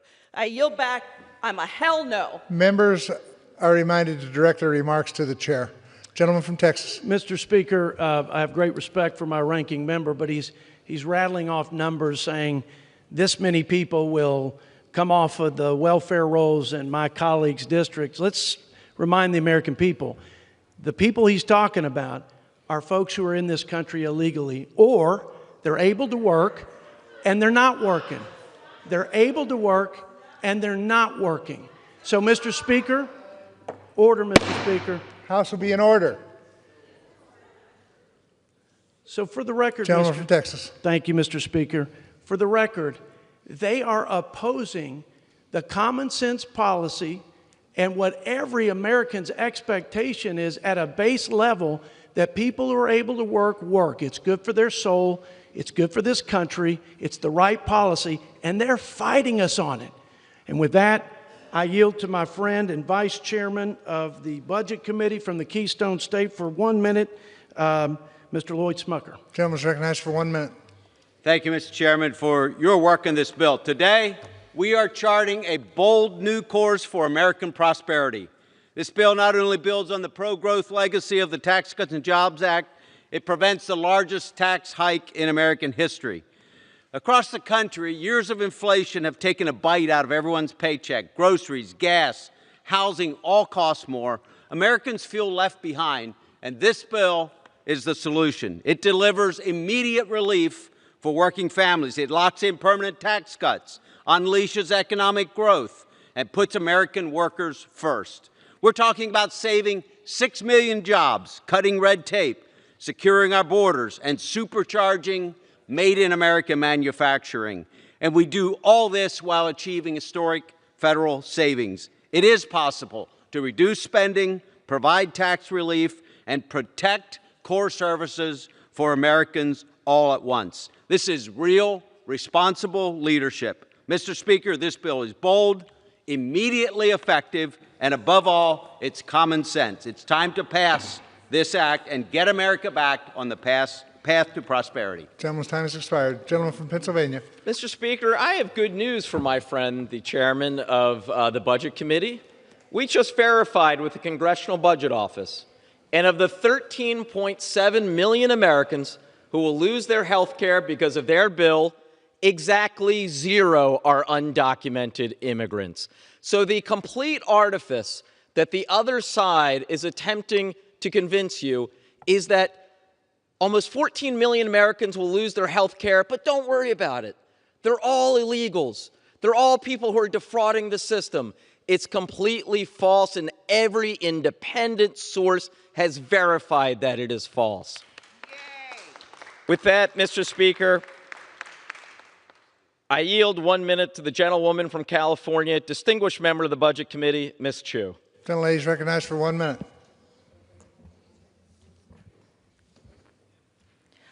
I rise in strong opposition to the Republicans' unbelievably ugly bill. This bill is worse than we thought.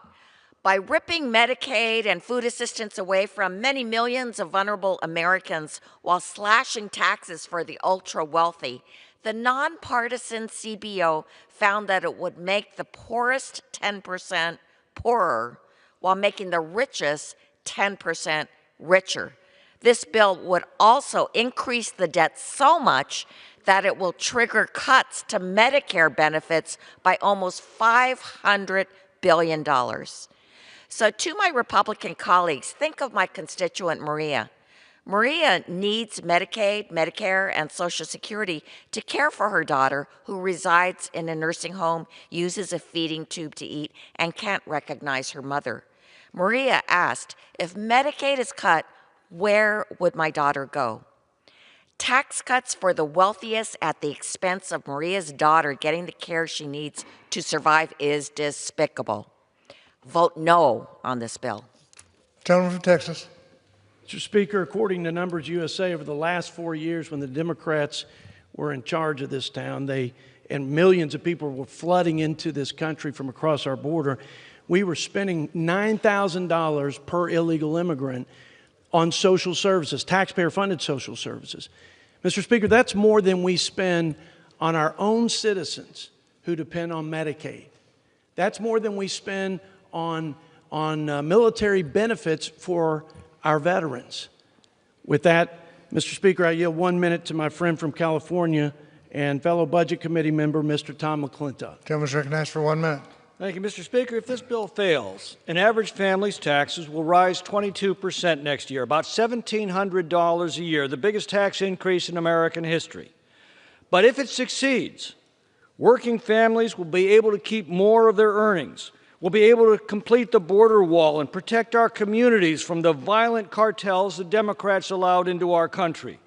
We'll relieve pressure on Medicaid by requiring able-bodied adults on it to look for work.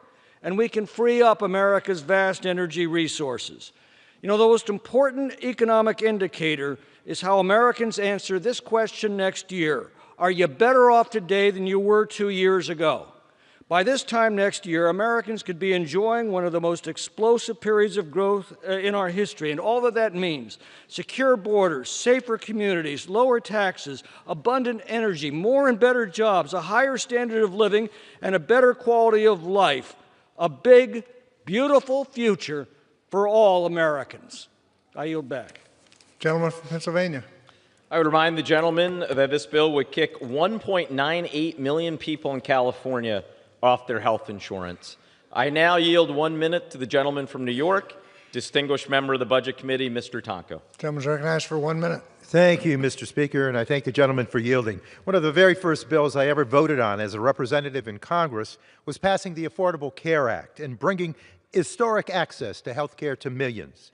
That action reflects what Congress should be all about: helping everyday Americans, serving our communities, and fighting against the forces that seek to make us sicker, hungrier, and poorer.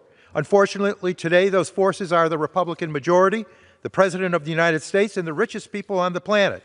On top of constitutional crises, in the throes of a housing and cost of living emergency, and in the face of catastrophic climate change, Congress is set to make the largest cuts to health care, food assistance, and environmental protections in American history. Families in my district and across our country are hurting. You don't fix that pain by further ripping away the basic needs programs that help those struggling to get by. For me, the choice is clear. I will never stop fighting for my constituents and all Americans whose lives will be destroyed by this monstrosity of a bill. And with that, I yield back. Gentleman from Texas. Mr. Speaker, I yield a minute to my fellow Texan, Mr. Gill, who's also on the Budget Committee. The gentleman is recognized for 1 minute. Mr. Speaker, so much of what we have heard tonight from the other side of the aisle is nothing but shrill and hysterical calumny from a political party who has nothing to offer the American people but confiscatory taxes, open borders, and men and women's sports. They talk about cruelty, Mr. Speaker. I'll tell you what is cruel. Cruelty is deliberately facilitating the mass importation of millions of illegal aliens, many of whom are murdering and raping and pillaging our people on our soil. Mr. Speaker, this bill will fund border security, it will fund ICE, and it will fund the largest deportation operation in American history. Mr. Speaker, we are taking our country back, and for that I encourage my colleagues to vote yes on this bill, and I yield back. Gentleman from Pennsylvania. Well, you're really cheery, aren't you? The reality is this bill, not according to our numbers, according to the independent, certified, nonpartisan authority on this matter, verified at least 13.7 million Americans will lose their health insurance. And you know why they want to talk about every subject under the sun other than this? Because they know it is going to have devastating consequences for the American people, and it will have devastating consequences for them next November. With that, I'm happy to yield 1 minute to the gentleman from Kentucky, distinguished member of the Budget Committee, Mr. McGarvey. Gentleman's recognized for 1 minute.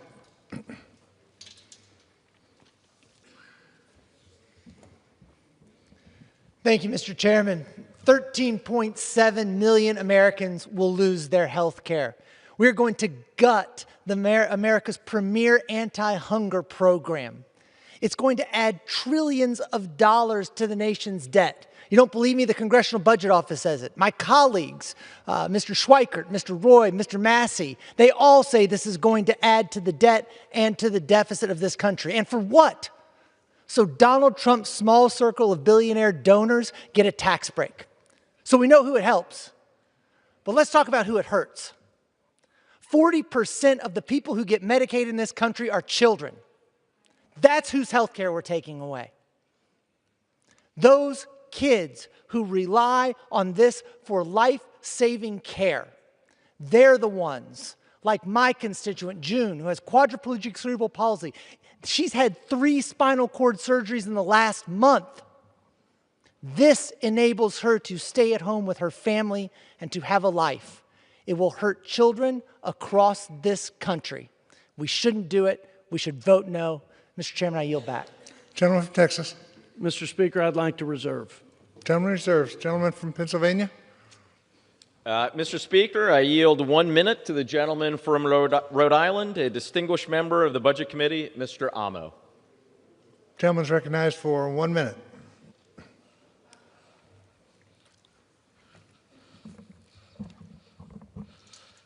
Mr. Speaker, budgets are a statement of values, and Republicans have made their values crystal clear. They value those who can buy crystals over the working class. They value putting the needs of the wealthy few over the vulnerable. They value making the rich richer, the sick sicker, the hungry hungrier, and yes, the poor poorer. It's a moral inversion, a reverse Robin Hood scheme to steal from the poor and give to the rich, and it is just plain wrong. This big, bad bill is an abomination that will hurt tens of thousands of Rhode Islanders just to give billionaires a break on their taxes. Republicans have made their values clear, so will I. My Rhode Island values are healing the sick, feeding the hungry, and uplifting the poor, ensuring that there is opportunity in this country for everyone, especially the working people in the middle class. You have my word that I will never stop fighting for vulnerable Rhode Islanders and against this dangerous bill. And if I thought they had it, I'd urge my colleagues on the other side of the aisle to show some backbone and do the same. But I know they will fall in line. I yield back. Mr. Speaker, I agree with the gentleman. The budgets do reflect the values of the Republican Party, and my colleagues are to protect 40 million families from having their child tax credit cut in half, 26 million small businesses who would have the highest marginal rates. They'd lose the 20% deduction, 2 million family-owned farms, and the farming families would have the death tax exemption slashed in half.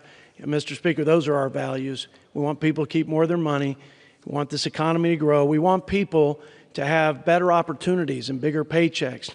We want to give folks hope for a better life to come up and out of poverty, out of welfare, and put their God-given talents to use. So with that, my dear friend from Georgia and fellow member of the Budget Committee, I would like to yield a minute to Mr. Buddy Carter. The gentleman is recognized for 1 minute. Mr. Speaker, I rise today in strong support of the One Big Beautiful Bill Act. The American people are suffering. They're suffering from 4 years of government overreach and out-of-control spending that has put us on the edge of fiscal ruin. That stops now. This bill will make President Trump's tax cuts for American families permanent, remove taxes on tips and overtime, unleash American energy dominance, and eliminate waste, fraud, and abuse from key federal programs. Passing this bill means preserving Medicaid for generations to come, and keeping our promise to ensure it's there for Americans who truly need it. This bill will allow families still feeling the pain of inflation to take home tax-free tips and hard-earned overtime. This bill will rein in out-of-control spending by government agencies such as EPA that had little or no oversight under President Biden. Let me be clear. This is a bill that works for America. It will put us back to the path towards fiscal responsibility, keep money in the pocket of those Americans, unleash American energy dominance, and preserve key programs for those who need them. Gentleman's time has expired. Thank you, Mr. Speaker, and I yield back. Gentleman from Pennsylvania. Well done, buddy. Mr. Speaker, Thank you, this Bob. bill will kick 494,000 people in Georgia off their health insurance. I now yield 1 minute to the gentleman from Washington State, the distinguished ranking member of the Transportation and Infrastructure Committee, Mr. Larson. Gentleman's recognized for 1 minute. Thank you, Speaker. Speaker, Transportation and Infrastructure Committee Democrats are for bills that invest in job-creating infrastructure. We are against jamming through fiscally reckless bills that rip health care away from 13 million Americans and take food assistance away from millions of families so that we can hand out tax breaks to billionaires.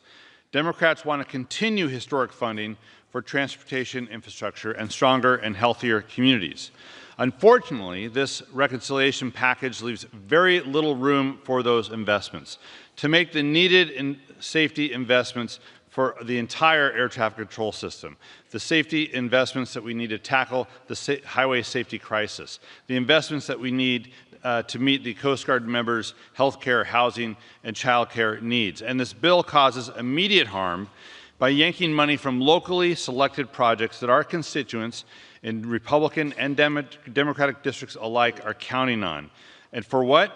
To help pay for the tax cuts for the richest Americans and largest corporations.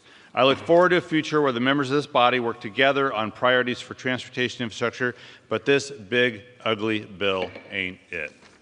Gentleman from Texas. I reserve, Mr. Speaker. Gentleman reserves. Gentleman from Pennsylvania.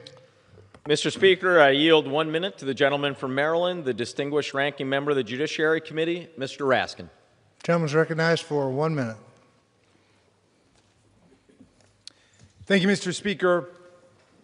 It's telling that President Trump and his cult followers have chosen to name their bill after its size and its looks instead of its contents and its values. They don't want anybody looking inside this monstrosity. There's nothing beautiful or big about stripping 14 million Americans of their health care or removing food security from 11 million people, including 4 million kids. That's ugly. That's small. I know Donald Trump has increased his net worth by more than $3 billion since taking office from his global crypto scam, and that yesterday he brought home a $400 million jumbo jet from the monarch dictator of Qatar, a flying constitutional violation packed with threats of espionage and surveillance. But there's nothing big or beautiful about plundering the wealth of the people of America to give to the people who have already profited from Donald Trump's prior schemes. Let's vote this whole monstrosity down. Gentleman's time has expired. Gentleman from Texas. Mr. Speaker, I'll tell you what's big. The $900 billion in tax breaks, special interest tax breaks to green energy corporations that my colleagues passed unilaterally in the, quote, Inflation Reduction Act. That's big. And so the billionaires that got rich off their tax breaks got a big break. And we aim to phase them out or repeal them so we could bring the energy costs down, so we can strengthen America's energy independence. With that, I'd like to yield a minute to my friend from Indiana, Mr. Marlon Stutzman.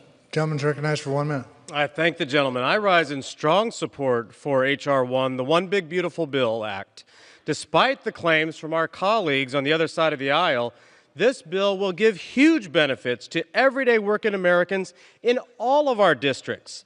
This bill includes many tax benefits, including a Made in America auto tax break, which will not only support American families trying to buy a car, but it will further support new jobs in manufacturing facilities like General Motors and Toyota in Indiana.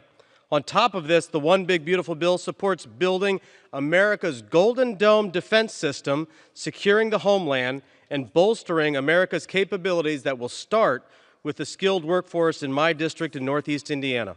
This bill also puts money back into working Americans' pockets. It supports those who work tirelessly in restaurants and supports nurses and factory workers who work overtime to support their families by establishing no tax on tips and no tax on overtime. This bill supports every American from small business owners to hourly wage workers and propels America's economic performance. I urge all of my colleagues to vote in favor of this bill. Gentleman from Pennsylvania. Sure, one challenge with doing this massive bill literally in the middle of the night, as I look up, it's 3:40, if I'm reading that correctly, it's 3:45 a.m. right now.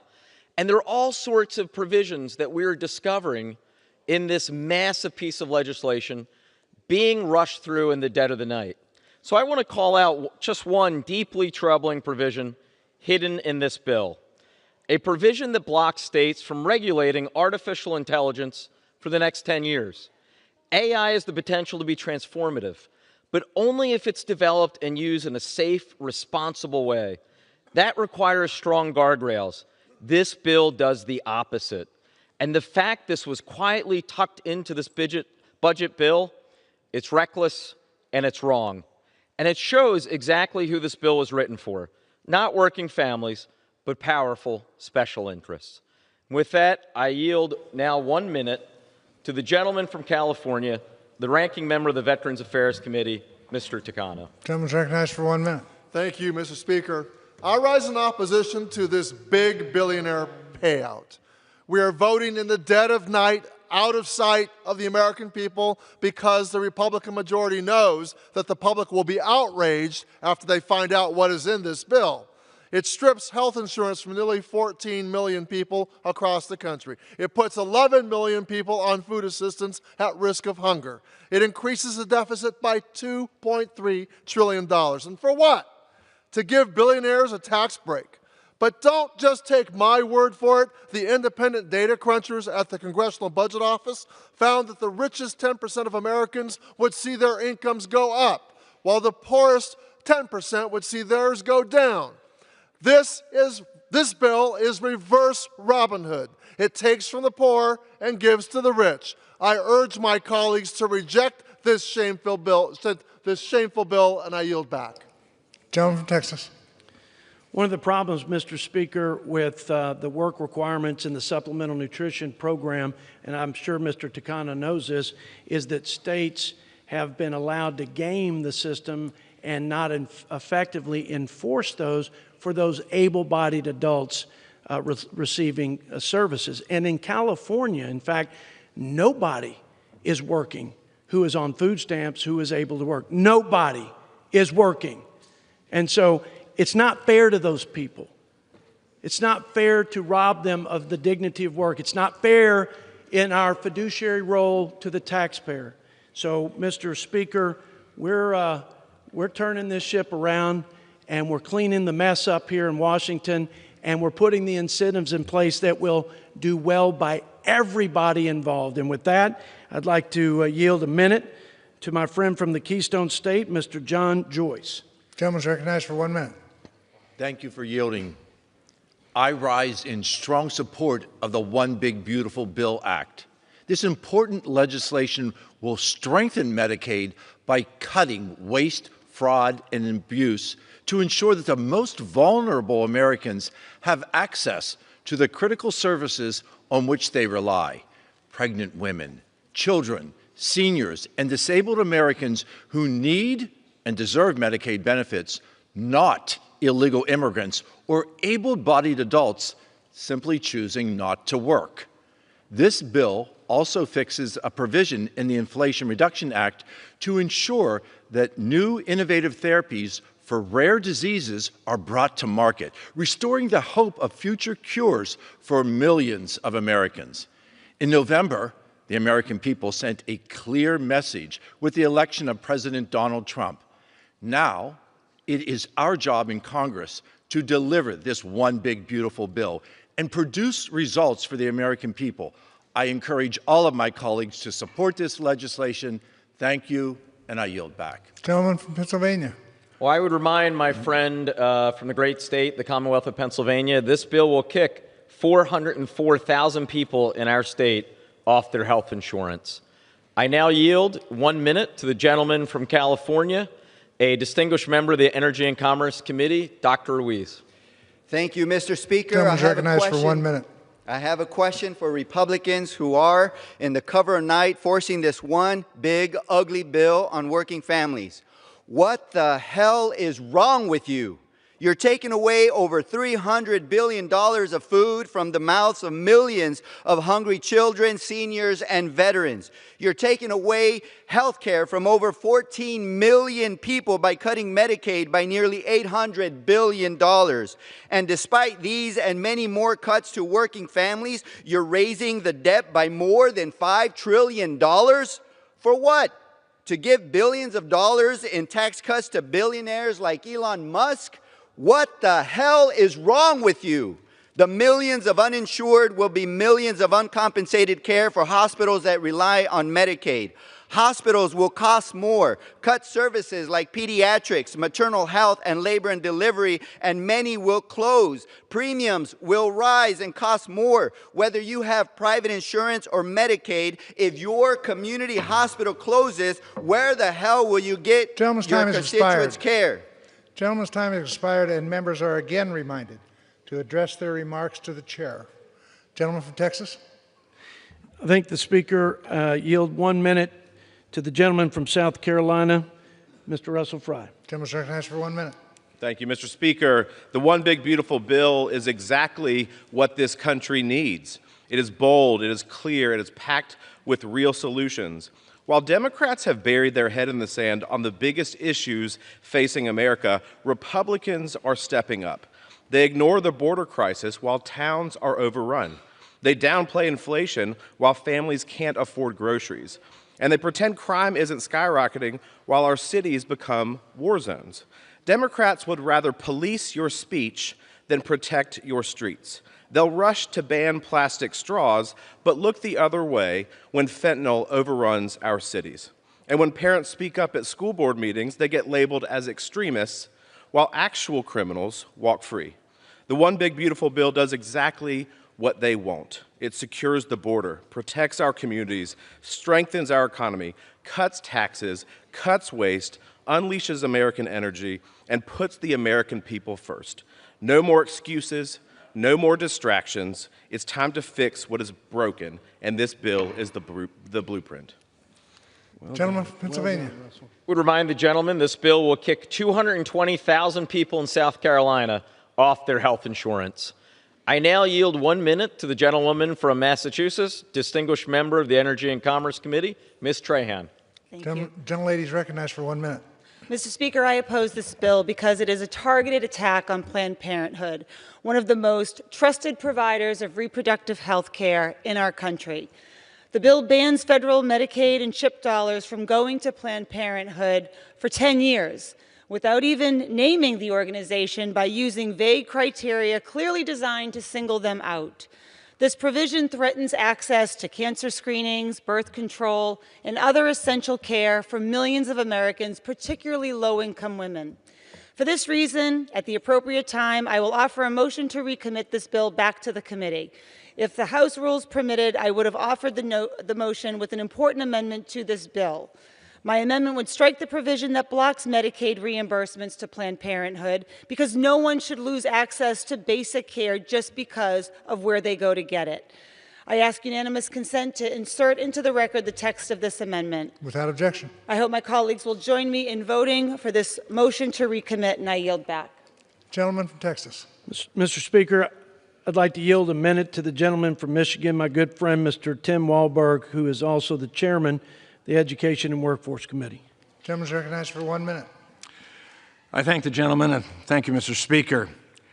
I hear a lot of hyperbole today, and of course we understand the louder you speak, the more fear you produce in people and ultimate power that you have over them. As chair of the Education and Workforce Committee, I'm concerned, though, as young people are going to college and universities and trying to lift themselves up, we find another challenge that goes on with big government and the control through student debt. The Education and Workforce Committee's portion of the big, beautiful bill delivers the kind of accountability students need and our economy demands. The bill saves taxpayers almost $350 billion. It also streamlines loan repayment options, making it easier for borrowers to repay while also targeting assistance to those who actually need it. By curbing excessive student loan debt and holding colleges accountable, this legislation also puts an end to colleges hiking tuition and spending recklessly. Simply put, it provides schools with an incentive to deliver real value for students and taxpayers. The American people want this. Let's support this bill and make America free. Gentleman from Pennsylvania. I would remind the gentleman this bill will kick 372,000 people in Michigan off their health insurance. I yield now 1 minute to the gentleman from Maryland, distinguished member of the Small Business Committee, Mr. Olszewski. Gentleman's recognized for 1 minute. Mr. Speaker, there is nothing beautiful about this bill, but the deficit growth, at least, is big. Maybe that's why my Republican colleagues are debating it under the cloak of darkness again. This bill is ugly. The bill is a scam. The nonpartisan CBO has confirmed that under the bill, the poor will get poorer and the rich will get richer. And to fund tax breaks for the wealthy, the bill borrows trillions while taking away food from hungry kids and health care away from hardworking Americans. My amendment to address the hypocrisy of Medicaid work requirements imposed under this bill was not included. The amendment was simple. Before prying health care away from able-bodied constituents, make sure they actually have access to a job. 14,000 will lose Medicaid coverage in my district alone. Thousands more will see their premiums soar. 20,000 who rely on SNAP for their next meal could go hungry. Nationwide, it's millions. It does nothing to lower costs for average Americans. It does the exact opposite. This bill is cruel. We should all vote no. And I yield. Gentleman from Texas. Mr. Speaker, I don't think it's a scam to prevent a 22% tax hike on average Americans. Let's be clear. My colleagues and I don't think it's a scam to steward tax dollars and root out waste, fraud, and abuse across the people's government. We don't think it's a scam to prohibit people who are not citizens of our country from draining the social safety net and impacting its sustainability for future vulnerable Americans. That's not a scam. That's our job, and we intend to do it. I reserve. Gentleman reserves. Gentleman from Pennsylvania. Mr. Speaker, I yield 1 minute to the gentlewoman from the Commonwealth of Virginia, distinguished member of the Energy and Commerce Committee, Ms. McClellan. Gentlelady is recognized for 1 minute. This big bag billionaire bonus extends tax cuts for the wealthiest few at the expense of the most vulnerable Americans. It kicks millions of Americans off their health insurance and takes food out of the mouths of millions more, including children, seniors, veterans, and people with disabilities. This bill will make someone who earns up to $300 a week pay up to a $35 copay because they need to have skin in the game, ignoring the fact they also have to pay their rent, childcare, utilities, on and on. This disastrous bill mandates that states implement burdensome red tape requirements and force Medicaid recipients to prove they are working, even though when given a chance to implement such requirements, only 2 states did. 18,000 working Arkansas people were kicked off because they couldn't meet the state's requirement, which are no longer in place. And Georgia spent more on administrative costs for their work requirements than on the cost of care. And once kicked off Medicaid, these people won't be eligible for subsidies to purchase marketplace plans, but they will get sick, they will go to the hospital, and the cost will go to the rest of us. This big bad bill is a bust, and I urge a vote. Gentleman from Texas. Mr. Speaker, I yield a minute to my friend from North Carolina, also Budget Committee member, Mr. Chuck Edwards. Gentleman is recognized for 1 minute. Thank you, Mr. Speaker. This one big, beautiful bill delivers on 2 of our nation's most urgent priorities: securing our southern border and unleashing American energy independence.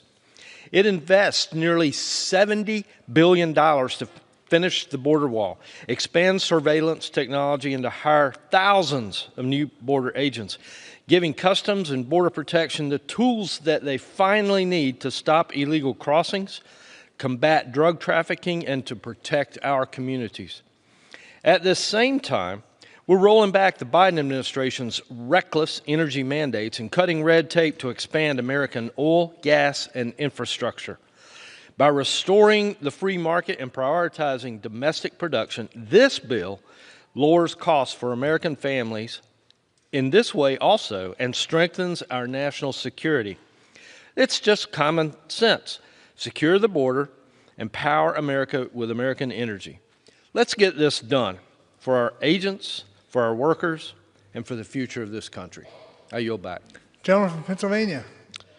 Mr. Speaker, I yield 1 minute to the gentlewoman from California, distinguished member of the Judiciary Committee, Ms. Kamlager-Dove. Gentlelady is recognized for 1 minute.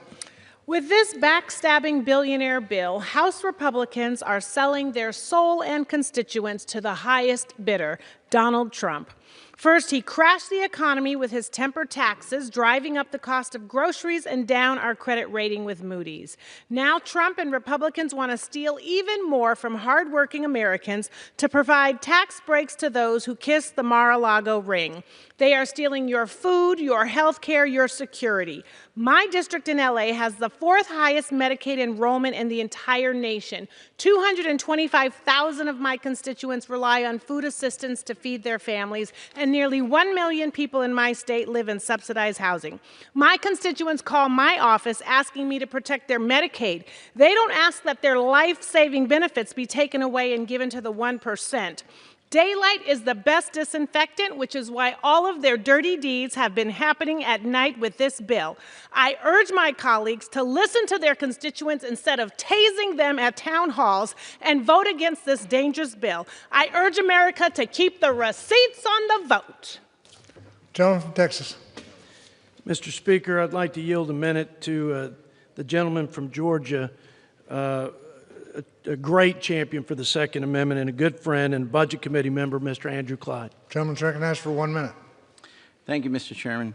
My Democrat colleagues have challenged why the deregulation of silencers is in this bill and why are we removing the $200 tax.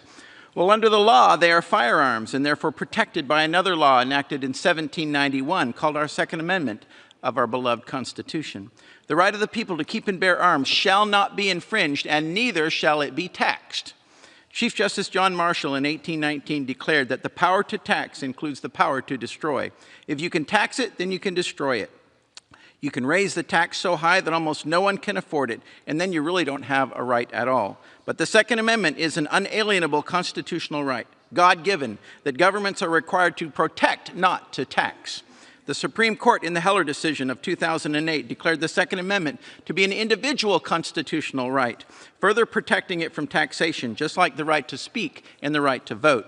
This bill simply restores that right from over 90 years of draconian tax. My Democrat colleagues have asked, how did this get in the bill? What was the deal and who asked for it? No deal. I believe the Speaker, with the purest of motives, simply wanted to restore a constitutional right. And who asked? Time has expired. Me. I asked. I yield. Gentleman from Pennsylvania. Speaker, perhaps it's because it's now past 4 a.m., but I feel like I've entered the twilight zone. We have 13.7 million Americans, at least, who are going to lose their health insurance because of this bill. Another $500 billion worth of cuts to Medicare on top of that. And what is one of their last speakers talking about? A tax cut if you buy silencers. This is bizarre. The reality is millions and millions of Americans are going to lose their health coverage, all to help subsidize tax cuts for billionaires. Oh, yes, and also tax cuts for those who buy gun silencers. And with that, I'm happy to yield 1 minute to the gentleman from New York, distinguished member of the Agriculture Committee, Mr. Riley. Gentleman's recognized for 1 minute. Thank you. Mr. Speaker, I'm new here. But this bill confirms what I suspected. This place is corrupt as hell. My amendment would have used this opportunity to negotiate prescription drug prices. It would have saved us billions of dollars that we could have used for tax cuts for the middle class. But you know what happened? The drug companies sent their armies of lobbyists here to kill it. because y'all are fine taking food off the tables of kids, but God forbid you would do anything to rein in the profits of the drug companies. We could have used this opportunity to close the carried interest loophole, make Wall Street finally pay its fair share. That's common sense, but you know where all that super PAC cash comes from, so you'd rather close rural hospitals than close tax loopholes. And you wonder why the American people hate this place. You really want to drain the swamp? Start by killing this bill and working across the aisle to deliver real tax cuts for the middle class instead of your handlers. I yield back. Gentleman from Texas? I reserve, Mr. Gentleman reserved. Gentleman from Pennsylvania. Mr. Speaker, we're prepared to close on this side. Gentleman from Pennsylvania. Well, Mr. Speaker, it has been a long debate. I think we started, 48 hours ago or whatever it is by now. But make no mistake about it. This is not a debate that should have been happening in the middle of the night. It shouldn't have happened in the middle of the night last night in Rules Committee. Shouldn't be happening in the middle of the night tonight. Frankly, if I had a bill that I was proud of, I would want to put it on when people are most paying attention. I can understand, however, why there are some folks on the other side who might want folks to not quite pay attention to what's in this bill. You have heard speaker after speaker on this side, however, expose the damage that this bill for billionaires will do. 13.7 million Americans, at least, to lose their health insurance because of devastating cuts to Medicaid and the Affordable Care Act. Another $500 billion more cut in Medicare. All sorts of cuts to nutrition programs, food assistance, education programs, Head Start. The list goes on. And why? To subsidize tax cuts for the top 1%. And for the bottom 10%, we learned in the last 24 hours, they won't even get a little bit of a tax cut. In fact, when all of the components of this bill are factored in, they will be 4% worse off than they were before. And oh, by the way, for the side that always talks about deficit and debt, boy, they really care about the national debt when there's a Democrat in the White House. But then when there's a Republican in the White House, they go about adding more to it. Don't take my word for it. The nonpartisan CBO shows, the bipartisan Committee for a Responsible Federal Budget shows, the right of center Cato Institute shows, left of center group shows. They've actually united the right, the center, and the left, all in agreement that this bill adds trillions more to our national debt. We can do better. As I said at the very beginning, this is one of the most important votes we will ever cast in this chamber. I am proud to stand here on behalf of this side of the aisle and say hell no to this bill. With that, I yield back. Gentleman yields back the balance of his time. Gentleman from Texas. Mr. Speaker, the nonpartisan CBO was off by $1 trillion in projecting the annual deficit back in 2022. They were off by $1 trillion in projecting what the revenue would be. It was record revenue after we passed the Tax Cuts and Jobs Act. So I just thought I'd say that for the record. The remainder of my time, I want to say thank you to my ranking member. He is a great guy, and he is a good friend and an excellent partner in this endeavor. I know he loves the country. We disagree today. We've disagreed along the way, but we've also worked together to have record bipartisan legislation for the Budget Committee, and I'm just grateful for you. So I want to thank the ranking member, and I now urge the adoption of the bill, and I yield back the balance of my time, which I don't think I have any, Mr. Speaker. Gentleman yields back the balance of his time. All time for debate by the Budget Committee has expired.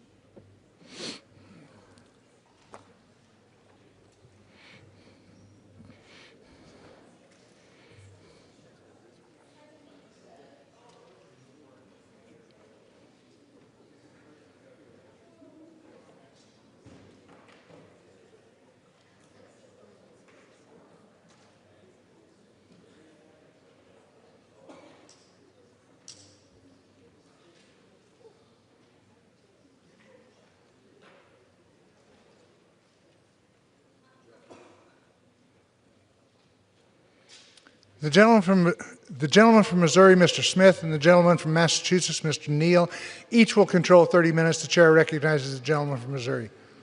Mr. Speaker, I yield myself such time as I may consume. Gentleman's recognized. Thank you, Mr. Speaker. Today, we embark on a golden age for working families and small businesses with the One Big Beautiful Bill. We make permanent the 2017 Trump tax cuts. We add a $1,300 tax cut for families compared to what they are paying this year and halt a $1,700 tax increase. Working families, farmers, and small businesses win with this bill.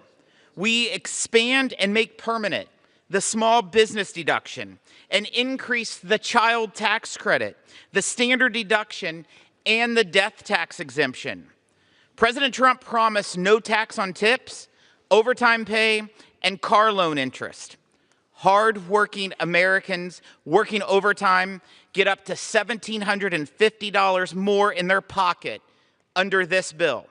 Those working for tips get $1,700 more, and families buying U.S.-made cars can deduct their auto loan interest. President Trump promised no taxes on Social Security, and in this bill, we deliver. Low and middle income seniors on Social Security will now have their tax liability erased with an increase in their standard deduction. Under this bill, if you build businesses here in America, you win. Not only do we renew incentives for domestic research and development, we do 100% immediate expensing and the deduction for interest expense. But we also deliver on President Trump's promise to revitalize American manufacturing with 100% expensing for new factories and improvements of existing facilities. Small and medium-sized manufacturers also win with greater tax benefits. We replace bad tax policy with good tax policy, ending Biden-era tax breaks and special interest giveaways to the wealthy and well-connected and China. We hold accountable woke elite universities and tax-exempt organizations that abuse their generous tax benefits. President Trump stopped the flow of illegal immigrants over our borders. This bill will stop the flow of taxpayer benefits to their pockets. After the October 7th attacks on Israel, rampant anti-Semitism stormed college campuses. The Ways and Means Committee investigated. Given the school's massive tax benefits, Jewish students testified about living in fear as administrators failed to condemn the behavior. No longer. Some of the worst offenders, colleges with endowments reaching into the tens of billions, will now face the same taxation rate as corporations. The One Big Beautiful Bill gives America a big, beautiful raise, with the average American household seeing real take-home pay go up by as much as $13,300. We will save or create 7.4 million jobs and 1 million new small business jobs annually, and unlock $1.5 trillion in additional small business economic growth, including $284 billion in growth just from manufacturing alone. We can boost short-run real GDP by as much as 5.2% and long-run real GDP by over 3%. Renewing the successful Opportunity Zones program will help distressed communities, especially rural ones, by spurring over $100 billion in new investment. Parents win with expanded education savings accounts to choose the education that best fits their kids' needs. Americans, they get greater control over their health care with expanded health savings accounts. Working families, they get better access to child care and a permanent paid leave tax credit. Supporting the working class is deeply personal for me. I was raised in a single-wide trailer in a town of less than 5,000 people. My grandparents didn't ever have running water. The average income in my hometown of Salem, Missouri is just over $24,000. My priority is the working class because the working class raised me. I urge my colleagues, support the one big, beautiful bill. Make American families and workers thrive again. Make rural America and Main Street grow again, and help America win again. I reserve the balance of my time. Time is reserved. Gentleman from Massachusetts. Thank you, Mr. Speaker. I yield myself as much time as I might consume. Gentleman is recognized. Well, this big, beautiful bill must be so beautiful that we're debating it at 4:15 in the morning to avoid the scrutiny of the public for a piece of legislation that was altered just hours ago. I would challenge some members on the other side to take an exam on what was added to this legislation before we have a chance to vet it. And my friend, the chairman, he said that his modest youth, how challenging it was. I share a similar story. So you know what? We can both thank Franklin Roosevelt and the New Deal for those opportunities. And when he was talking about growth rates, I thought he was going to say, bring back Bill Clinton, because that's where those growth rates came from. So the cat's out of the bag. $2.3 trillion was borrowed in 2017 to pay for a tax cut that overwhelmingly went to people at the very top. So what are we about to do this evening, or this morning, or last night? We are going to borrow $4 trillion, and with interest payments over the next 10 years, $5 trillion to justify a tax cut for the billionaire class. That's what this is about. Or as the gentleman from Kentucky said, and no raving liberal, you're talking about adding $30 trillion to the debt over the next few years. 14 million people are going to lose their health insurance to pay for this tax cut for wealthy people. We got Medicaid, we got food assistance, child care, health care, and you know what? Everybody in this chamber, every member of this House, you should call your local hospitals and ask them to lay out the formula for how their pay works in terms of reimbursements. Overwhelmingly, it's almost 2/3 from Medicare and Medicaid, and this is going to lead, particularly in red states, to closure. So let me give you some numbers I think that are really intriguing, despite that argument that we heard from the other side about how all this money is going to go to people at the lower end. Their slogan ought to be, we're rich and we're not going to take it anymore. That's where this argument is headed. So let me give you some numbers. If you made $1 million last year, you're going to get $81,000 of tax relief. If you made less than $50,000, guess what? Not quite so lucky. But you know what? $1 a day goes a long way, because that's where the numbers land.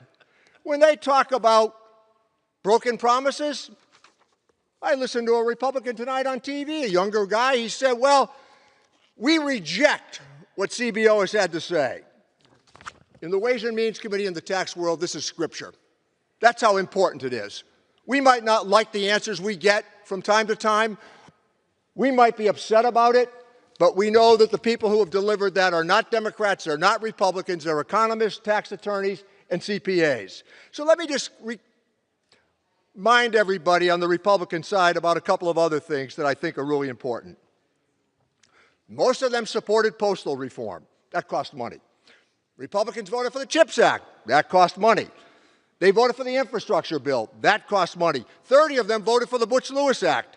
That cost money. How about the PAC Act for our veterans? That costs money.